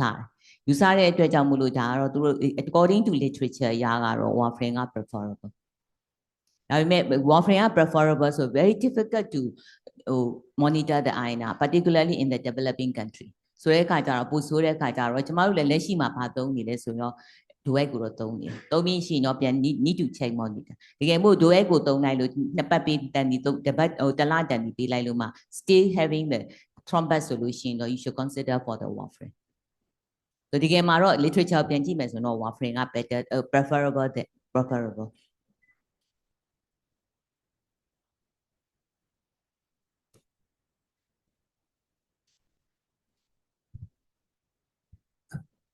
Thank you very much for inspiring lectures for both speakers. And then I would like to know that from the surgeon points of view and the acute coronary syndromes, if it is on that DOACs, how long we have to wait for the actions to be counteracted, and is there any dose, and is it available now in? And then is there any chance? Then second question is there any chance of substituting the warfarin and the post mitral valve replacement and something like valve replacement? And then is there any trials for that? Thank you. ဆရာပြောတာ CABG လုပ်ဖို့ပြောရလား But yes, CABG လုံးမဲ့ဟာတော့ ACS မှာသမီးတို့ကဟို CABG indication ရှိလို့ဆရာတို့ကိုပို့လိုက်ရင်တော့သမီးထင်တဲ့ trip ပဲမပေးထားတော့ဘူး let's be tardy lah. ပေးထားအောင် Thank you. See this way, no. agent ဟို CAB လောက်ရတဲ့ indication ကဘာလဲပေါ့နော် ACS setting မှာလောက်တာလား elective setting မှာလောက်တာလားဖြစ်ဖို့ chance များတာဆရာအောင်ပြောတဲ့ဟာဘာလဲဆိုရင်သူကဒီကဲမို့ဟို atrial fibrillation ရှိတဲ့ patient တို့ရဲ့တောင်းနေတယ်တောင်းနေရနေပြီး elective CABG လောက်တဲ့ section ဆိုလို့ရှိရင်တော့ဒါက clear cut ပဲဟို before renal function ကောင်းလို့ရှိရင်24 hour မှာ stop လို့ renal function မကောင်းဆိုလို့ရှိရင်48 hour or 72 hours age လည်းသက်ကြီးတယ်ဆိုလို့ရှိရင်ပေါ့ဒါက elective case ပေါ့ဒီကမို့ဆရာ emergency ပေါ့နော် emergency ဆိုတော့ ACS setting မှာဟို CABG ကို refer လုပ်ရတယ်ဆိုတော့ဒီ patient မျိုးက DOAC တို့နဲ့တက်လာမှာမဟုတ်ဘူးဘာနဲ့ပဲလာမယ်ဆို low molecular weight heparin နဲ့ပဲလာမှာပေါ့ဆိုတော့ကျမတို့ကပြန်ကြည့်ရမှာပါလဲဆို best setting မှာလုပ်မဲ့ CABG လဲပေါ့ ACS မှာဝင်သွားတဲ့ CABG လားဒါမှမဟုတ်လို့ရှိရင် elective ပေါ့နော် elective ဆိုတာ chronic coronary syndrome ကနေပြီးတော့ triple vessel ထွက်ပြီးတော့ပေါ့ atrial fibrillation ကလည်းရှိတယ်ပေါ့အဲ့ပေါ်မှာကြည့်တဲ့ငကိုတွေကသူတောက်နေတယ်ပေါ့ငကိုတွေကတောက်နေတယ်ဆိုတော့ဆရာ renal function ပြန်ကြည့် renal function နဲ့ဒီ other function ကိုပြန်ကြည့်ပြီးတဲ့အခါကျရင်အနည်းဆုံး for the safe side က age လည်းအသက်ကြီးတယ် renal function လည်းမကောင်းဆိုလို့ရှိရင်တော့ stop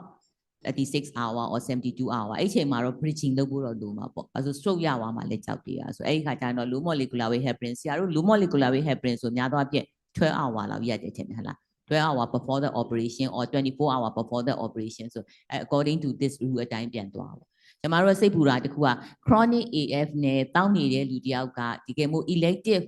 CABG ဝင်လာပြီဆိုလို့ရှိရင်အဲ့ဒါယူ72 hour လောက်ရက်လိုက်အဲ့ချိန်မှာမတော်လို့ stroke ရသွားရင်ကို crime ဖြစ်သွားလိမ့်မယ်ဆိုတဲ့အခါကျကျမတို့အမှန်တကယ်တော့လူနာဘက်ကနေစဉ်းစားနှစ်ခုလုံး balancing လုပ်မယ်ဆိုလို့ရှိရင်တော့ तू က CABG ထဲသွားမယ်ဆိုလို့ရှိရင်တော့ bridging လုပ်တာတော့ကောင်းတယ် bridging လုပ်တဲ့ means ကတော့ low molecular weight heparin နဲ့ခဏ bridge လုပ်ပြီးလို့ရှိရင် low molecular weight heparin ကိုဆရာတို့အခါတိုင်းဟိုအတိုင်းပေါ့ protocol အတိုင်းပဲပေါ့ protocol အတိုင်းဆိုကျမတို့ voyage မှာတော့သူတို့ကတော့24 hour before ကိုရက်တဲ့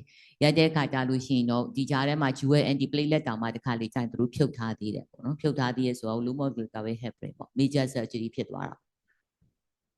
အမေဆရာ setting ကဟို chronic CCS နဲ့ဝင်လာရင်တော့အဲ့ဒါတော့တမျိုးပေါ့နော်အဲ့ဒီခါကျရင်တော့ဆရာအရန်ကြီးတို့ stroke risk များရင်တော့ကျမတို့72 hour ရက်ဖို့တော့အရန်ကြောက်တယ်ဘာဖြစ်လို့ဆိုတော့ stroke ရသွားလို့ရှိရင်ဘာမှဆက်မလုပ်နိုင်တော့နော်တွဲဟို24 hour ပေါ့ဥပမာဆိုရင်ကျမတို့ဟို AF ablation လို့ပေါ့ AF ablation မှာ DOAC ကိုရက်မလားမရက်လားဆို state controversy တချို့ဆိုရက်ကိုမရက်ဘူးရ one dose ပဲ skip လုပ်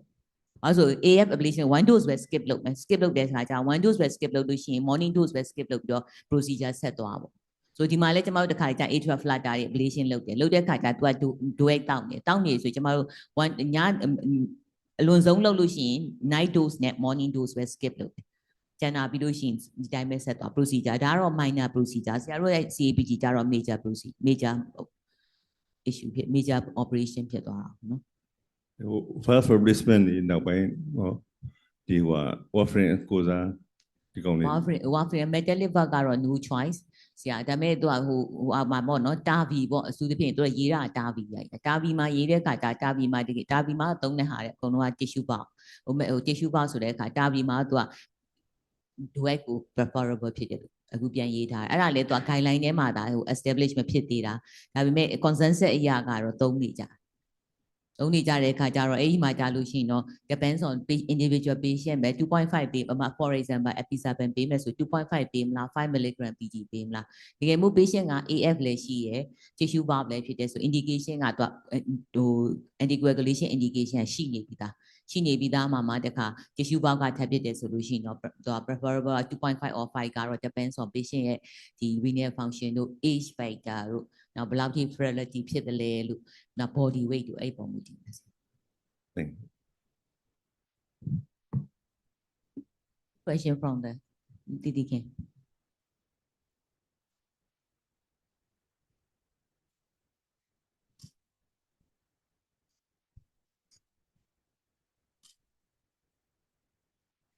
ကျွန်မရန်ကုန် General Hospital Cardiac Surgical Department ကဒေါက်တာတည်တည်ခင်ပါရှင်။သမီးမေးချင်တာလေးရှိလို့ပါရှင်။ဟုတ်သမီးတို့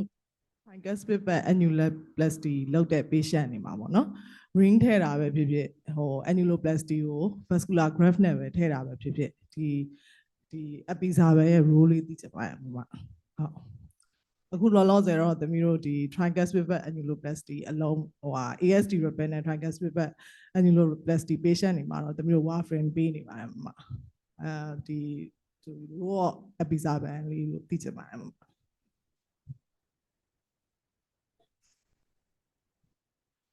သူကအကူအဲ့ဟို mechanical prosthetic valve ကတော့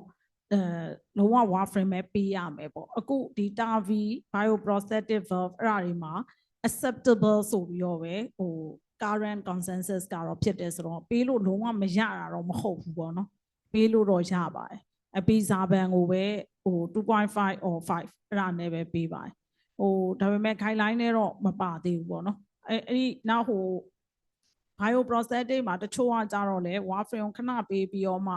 episaben ပြောင်းတာလည်းရှိရယ်ဒါပေမဲ့ဟိုသူ့ရဲ့ pathophysiology အရာတဲ့ episaben ကို contraindication မရှိဘူးအဲ့ဒါကြောင့် acceptable ဖြစ်တယ်လို့ပဲရေးထားပါတယ်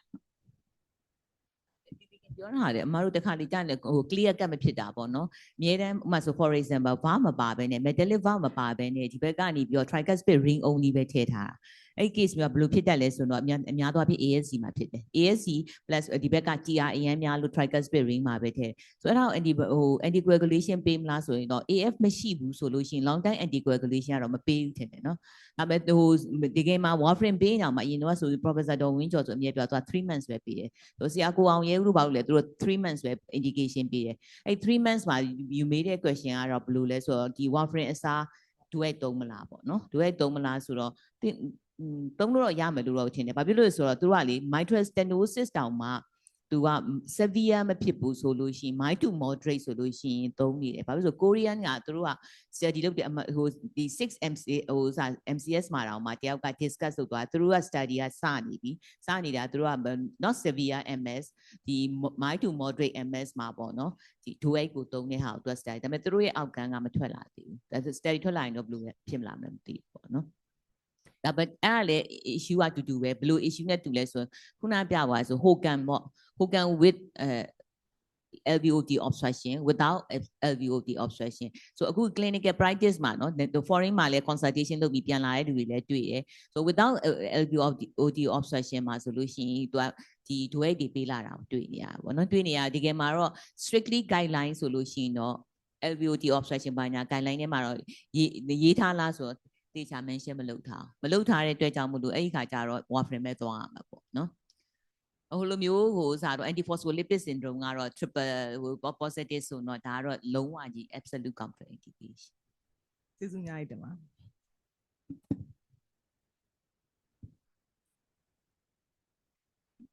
yes တက်လေ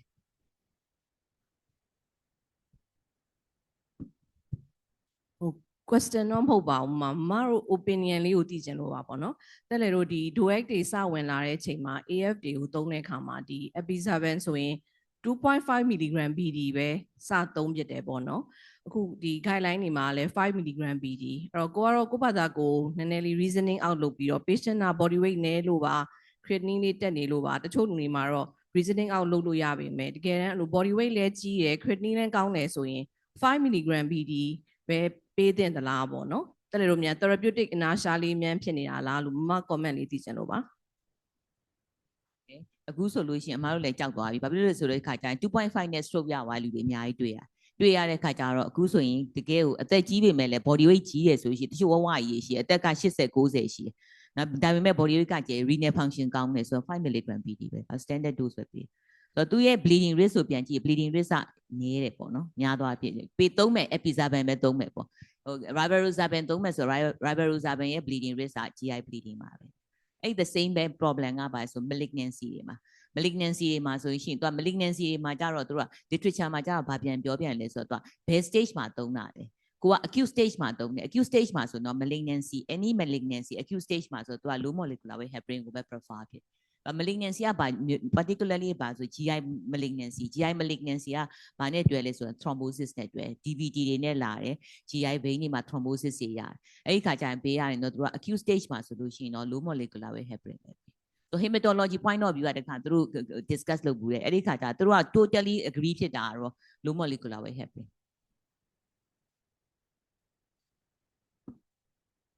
question from the audience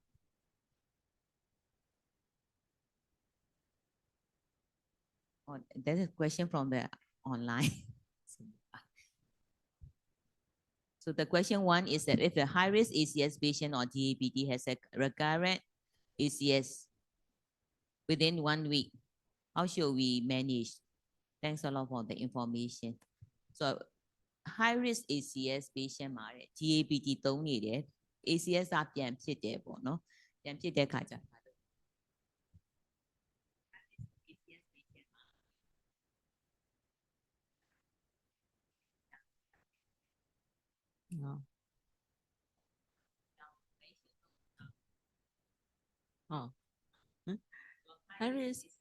high risk ischemia ဆိုတော့ acute coronary syndrome ACS ပဲเนาะ ACS ဆိုတော့ခင်ဗျား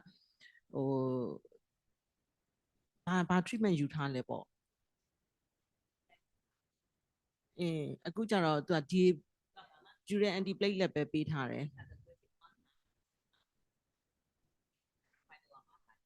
treatment ယူထားတယ်ပေါ့ revascularization ကို thrombolyze လုပ်ထားတာလားဒါမှမဟုတ်လို့ရှိရင်ဟိုစာ PCI လုပ်ထားတာ PCI လုပ်ထားရင်တော့ possibility ကဘာရှိလဲဆို technical difficulties ကြည့်ရမယ်။ဘာကြောင့် residual ischemia ဖြစ်လဲနော် residual ischemia ကသူ့ရဲ့ဟို night ကပဲသူ့ရဲ့ဟိုစာကပဲ residual ischemia ဆိုတာ high risk person means ဘာလဲဆိုတော့ hypertension diabetes mellitus hypercholesterolemia အဲ့ဒါမျိုးဖြစ်တဲ့ဆိုလို့ရှိရင်တော့ triple သုံးပါပေါ့နော် triple သုံးမယ်ဆိုရင်တော့ခုန guideline တိုင်းပဲ rivaroxaban 2.5 ကို act လုပ်ရုံပဲရှိတယ်ဒါတော့ clear ဒီကဲမို့ तू က thrombolyze လုပ်ထားတဲ့ patient recurrent ဆိုတော့ PCI သွားပေါ့ဒါပဲရှိ PCI လောက်ထားရင်ပြန်ကြည့် PCI ပြန်ကြည့်မှာ PCI လောက်ထားပြီးသားမှာ high risk ဆိုလို့ရှိရင်တော့ technical difficulty ရှိတာလားဘာရှိလဲအဲ့ဒီခါကြာလို့ရှိရင်တော့ without AF ဆိုလို့ရှိရင်တော့ technical difficulties နဲ့ဘာနဲ့ဆိုရင်တော့ potent DAPT ပဲသုံးမလားပေါ့ P2Y အတွက် inhibitor တွေက potent ကိုပဲသုံးမလားဆိုစဉ်းစားစရာတော့ဖြစ်လား indication ကပါဆိုအဲ့ဒီခါကြာ individualize စဉ်းစားရမှာဖြစ်တကယ်မို့ तू AF မရှိဘူးဆို P2Y တွေကနေ prasugrade တို့နော် Kika တို့သုံးမလားဆိုတာSo now question the kuka, can we give the IM or the IV injection? Who is taking the 2A? IM ကတော့ပေးလို့တော့ရမယ်မထင်ဘူးထင်နော်။ဘာဖြစ်လို့ anticoagulation ပေးထားတာ IM ပေးလို့မရဘူး IV injection. So IV injection ဆိုတာသူဘာလို့ဆိုလို့လား taking the 2A ဆို IV ကတော့ရပါတယ် IV သုံးနေတာပဲမဟုတ်တာ antibiotics တွေပေးနေတာပဲနော် IV ကတော့ရတယ် IM ကတော့ warfarin လဲ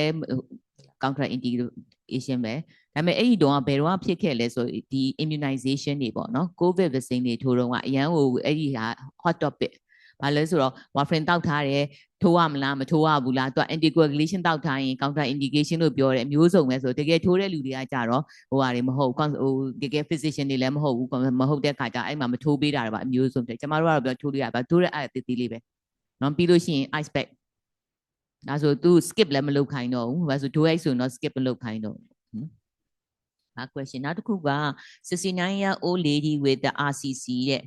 right kidney renal cell carcinoma, IVC thrombus from the right renal vein to ventricle, plan anticoagulation management. Đó rồi là clear về low molecular weight heparin ပဲပေါ့နော်ဒီချိန်မှာ duet ကို try လုပ်နေကြအကြောင်းမရှိဘူး malignancy RCC IVC ထိကို thrombus ပေါ်တောင်းနေပြီဆိုတော့ဘယ်ထိရောက်နေ RA တဲ့ထိကို expand ဖြစ်နေပြီဆိုတော့ဒါ very clear for the low molecular weight heparin So now question the kuka, how long can we give the epizaban for AF2 that prevent stroke? Indefinitely. Indefinitely, unless contraindication, definite contraindication, absolute contraindication. So these are the questions from the online. So any question from the floor here? Okay.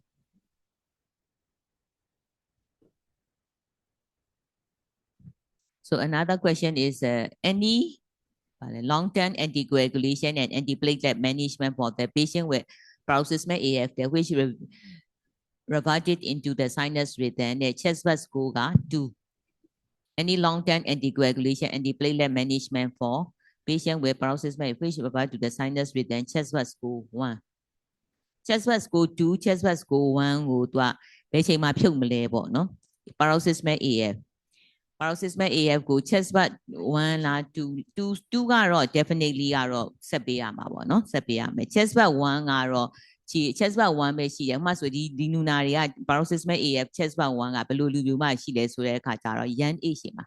paroxysmal AF သူကခဏကြာမှဘယ်လောက် AF burden ဘယ်လောက်ပေါ်မူတည်လဲပေါ့နော် AF burden ဘယ်လောက်ပေါ်မူတည်မလဲဆိုတော့သူကကြာမှတစ်ခါပေးရင်ဆိုအဲ့ဒီလူမျိုးတွေတောင်မှအခု anti arrhythmic agent တွေပေးမယ်ဆိုရင် pill in the pocket ဆိုတာမှသုံးသေးတာပဲ pill in the pocket သုံးတယ်ဆိုတော့ one ဆိုလို့ရှိရင်တော့အဲ့ဒီမှာတော့ guideline ထဲမှာတော့ရေးထားတာသူနဲ့ကိုယ်နဲ့ consultation လုပ် sharing တော့ decision making က share decision making လူနာကိုရှင်းပြရမယ်လူနာအသက်30 20ဆိုရင်တခါတလေမှရတဲ့ AF ကိုတော့မပေးထားဘူးပေါ့နော်တကယ်မို့လူနာက borderline 50 paroxysmal AF other risk factor မရှိဘူး chat was 1ဆိုတဲ့တခြား risk factor လုံးဝမရှိလို့မရှိတယ်ဆိုတဲ့အခါကျရင်တော့အဲ့ဒီအခါကျရင်တော့သူရဲ့ anatomical structure ကိုလည်းပြန်ကြည့်ရမယ် LA site ဘယ်လောက်ကြီးလဲပါဆို AF ကတော့ AF biggest AF ရမှာကို LA site ကကြီးနေပြီ4ကျော်နေပြီ 4.5 ကျော်နေပြီဆိုတော့ current AF ကဖြစ်မှာပဲအဲ့လိုဟာမျိုးကြရင်တော့ပေးရမှာပဲဆိုတော့ depend ဆိုဒီ chat score နဲ့ဒါနဲ့ပုံမူတည် other factors ဆိုကြည့်ရမယ် age မှာဆိုရင် age က chat score ကိုတိတ်ပြီး influence မလုပ်ဘူးမလုပ်တဲ့တခြားသူက diabetes တော့မရှိတော့ဘူး hypertension မရှိတော့ဘူးပေါ့နော်1ဆိုတဲ့အခါကျတော့ဆိုအဲ့ပုံမူတည်မှာပေါ့နောက်တစ်ခုက choice of NOAC and NOAC ပေါ့နော် clinical approach for diabetes control diabetic control hypertensive IHDAF with the O minor stroke တဲ့ CKD3 တဲ့ taking the ART or 55 years gentleman CKD3 ဆိုတော့ဒါကတော့ ART နဲ့ဟိုဟာနဲ့ကဘာမှသိပ်ပြီးတော့ relationship မရှိဘူးသူအဲ့နဲ့ကဆိုရင် according to the based on the renal function ကိုပဲကို monitor လုပ်ပြီးတော့ပေးရသူကတော့ strong indication ရှိတယ်ပေါ့နော်အဲဆိုတော့ဟို ART လည်းတောက်နေတယ် diabetes လည်းရှိတယ် hypertension လည်းရှိတယ်ဆိုတော့ကြတော့ minor stroke လည်းရထားဘူးတယ်ဆိုတော့သူက very very high risk person very high risk person မှာ CKD က stage 3ရောက်နေဆိုတော့ GFR ဘယ်လောက်ရှိမလဲ GFR less than 15ဖြစ်သွားပြီဆိုလို့ရှိရင်တော့ပေးလို့မရတော့ဘူးပေါ့နော်အဲ့ဒီခါကျရင်တော့ဒီ low high risk ဖြစ်နေတဲ့ဟာကြတော့ low molecular weight heparin ကိုပဲဘယ်လို interval နဲ့ပေးမလဲဆိုတော့သူက treatment က CKD ပါ treatment ယူတာလဲ conservative treatment ယူတာလား HD လုပ်နေတာလားအဲ့ပေါ်မူတည်အောင်မယ်ပေါ့နော်ဒီမယ်ဆိုတဲ့အခါကျတော့ကျန်တာကတော့ပေးရမယ်တဲ့မှာပါတယ် CKD က 3ဆိုရင်တော့မရတော့ဘူး DOAC မရတော့ဘူးဆိုလို့ရှိရင် counter indication ဖြစ်ပြီးဆိုတော့ you should consider for the either warfarin or low molecular weight heparin ဒါပေမဲ့ warfarin or low molecular weight heparin ဆို HD ကို regular သွားနေတဲ့လူကြာနေနဲ့ adjust လုပ်ရခက်သွားမယ် HD မသွားရင်တော့တစ်မျိုးပေါ့ conservative နဲ့ပဲသွားရင်တော့တစ်မျိုး so this is the answer so there too many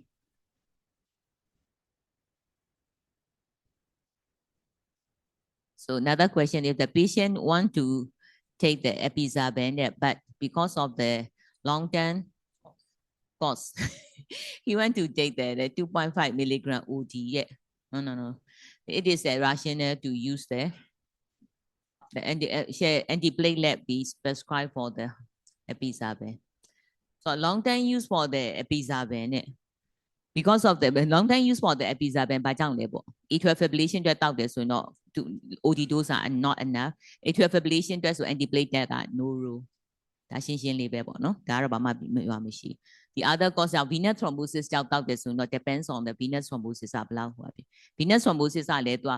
ဘယ်မူကြည့်မလဲဆိုလို့ရှိရင်သူ့ရဲ့ cause underlying cause ရှိလားမရှိလားမရှိရင်တော့မှပိုတော့ကြောက်ဖို့ကောင်းတယ်ဟုတ်တယ်မလား underlying cause ရှိဆို remove the cause ဆိုလို့ရှိရင်တော့ရ underlying cause မရှိတဲ့ဟာကြ unprovoked တွေကြတော့ပိုတော့ဆိုသေးရပေါ့ indefinitely ပေးရမယ်ဆိုတော့ long term သူပြောသွားတယ်မှာ long term က venous thrombosis 2.5 mg PD for long term prophylaxis so that depends on underlying cause ပေါ်မူတည်မယ်နောက် question တစ်ခုက AF patient with that PCI တဲ့ stent ထည့်ပြီးသားတဲ့ triple therapy တဲ့နော် triple therapy က3မျိုးပေးထားတယ် bleeding ကိုတဲ့ short ချနိုင်ဖို့အတွက်တဲ့ aspirin ကိုပဲချိန်မှရက်တဲ့အဲ့ဆို maximum 1 month လို့ပြောပြီးသားထည့်ပြီး1 month ဆိုလို့ရှိရင်တစ်လပြီး triple ပြီးလို့ရှိရင်ရက်ပြီးလို့ရှိရင်တော့ default ကဘာပဲဖြစ်မလဲဆို P2Y အတွက် clopidogrel plus အပီအိုစားပဲဖြစ်မှာ rivaroxaban ပဲဖြစ်မှာပေါ့ stent ထည့်ထားတဲ့ AC ဘယ် setting လဲပေါ့ ACS ဒါပေမဲ့ ACS setting ထည့်တာပဲဆိုတော့ epizaban ဖြစ်မယ်သူက AF လို့တော့မရေးထားအောင်သူက stent ပဲရေးထားတယ် stent procedure နဲ့ထည့်မယ်ဆိုလို့ stent procedure ကြောင့်မလုပ်ထည့် stent procedure ကြောင့်ထည့်မယ်ဆိုရင် aspirin ကိုဘယ်တော့ရရမယ် AF မဟုတ်တော့ရက်စရာမလိုဘူး triple ပြီးရင် residual ischemic ဆိုရင်တော့ maximum တစ်လပြီးတော့နောက်ပြန်စဉ်းစားမှာပါ treatment ပေးထားတော့ stent ထည့်ပြီးသား stent ထည့်ပြီးသားဆိုရင်တော့ခုနကပြောတဲ့ potent antiplatelet ကိုစဉ်းစားမလားဒါပေမဲ့ potent antiplatelet ကလည်းဟိုဟာဆိုဘယ်လောက်ထိပေးနိုင်လဲဒီကအလုံးပေးလို့တောင်ရရဲတစ်နှစ်ရရဲမပါသေးဘူးဟုတ်တယ်ဟုတ်ဒီကတစ်ခုလည်းပေးလို့ရတယ်bleeding risk ကို short ချချင်တာဆိုရင်ကြတော့နော်ဂျူဟုတ်တယ်တစ်လပဲပေးပေါ့ပုံမှန်ရိုးရိုး PCI က triple ပေးစရာအကြောင်းမရှိဘူးလေ residual risk ကိုစဉ်းစားတဲ့အခါကျခုနကပြောနေတော့မှကျွန်မစဉ်းစားလိုက်မိတယ် residual risk ကိုကြည့်တဲ့အခါကျ residual risk ကဘယ်သူတွေမှာရှိလဲဆိုလို့ရှိရင် diabetes တွေမှာ renal failure တွေမှာရှိတဲ့အခါကျတော့ be careful ခုန renal failure အဓိက particularly renal failure ဆိုတော့ cholesterol နဲ့ဖြစ်တဲ့ residual risk ကတော့ lipoprotein A တိုင်းရမှာပေါ့နော်အဲ့ဒါတခုပေါ့အဲ့ဒါကတော့ cholesterol ကြောင့်ဖြစ်တာဒါ family history ကြောင့်ဖြစ်သွားတာနော်ကျန်တဲ့ residual risk တွေကြတော့ diabetes renal failure အဲ့ဒါတွေကပဲ residual hypertension uncontrolled hypertension hypercholesterolemia ဟုတ်တယ်မလား so no more question we would like to wrap up the academic section so the first speaker talking about the what is the recommendation clinical recommendation and then she also presented about the what are the side effects and then what are the antidotes and then what we should not do we shouldn't do for the DOAC. So the second speaker presenting about the what is the evidence about the use of the DOAC in the acute coronary syndrome and then what are the contraindication and what is the preferable choose of medication for the DOAC. So these are the very useful for the clinical practice and then among the question and then we will answer to many clinical problems. So I think this is a very useful for the juniors for the clinical daily clinical practice or use of the DOAC in the many clinical problems. So I would like to thank to the both speaker also the scientists for the such kind of academic section to improve the to sharing the knowledge and then to improve that our clinical practice. Thank you so much for your organization. Thank you to all participants for the engaging and fruitful discussion. Thank you very much, Mama Professor, for your valuable closing words and guidance. Dear daughters, instead of a formal vote of thanks, we will now proceed with the special appreciation and flower bouquet presentation. We'd like to express our sincere gratitude to our respected chairpersons and honorable speakers. May I kindly invite Mr. Gushan, Country Head of Zydus Life Science, to present flower bouquets as a token of appreciation. First, may we respectfully invite Professor Nunue to please come forward.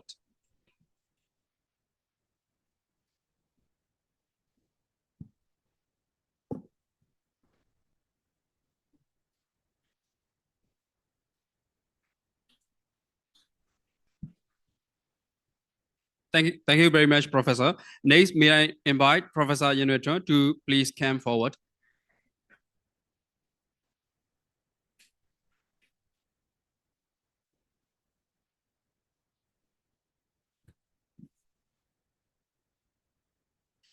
Finally, may I invite Professor Kang Ai-sheng to please come forward.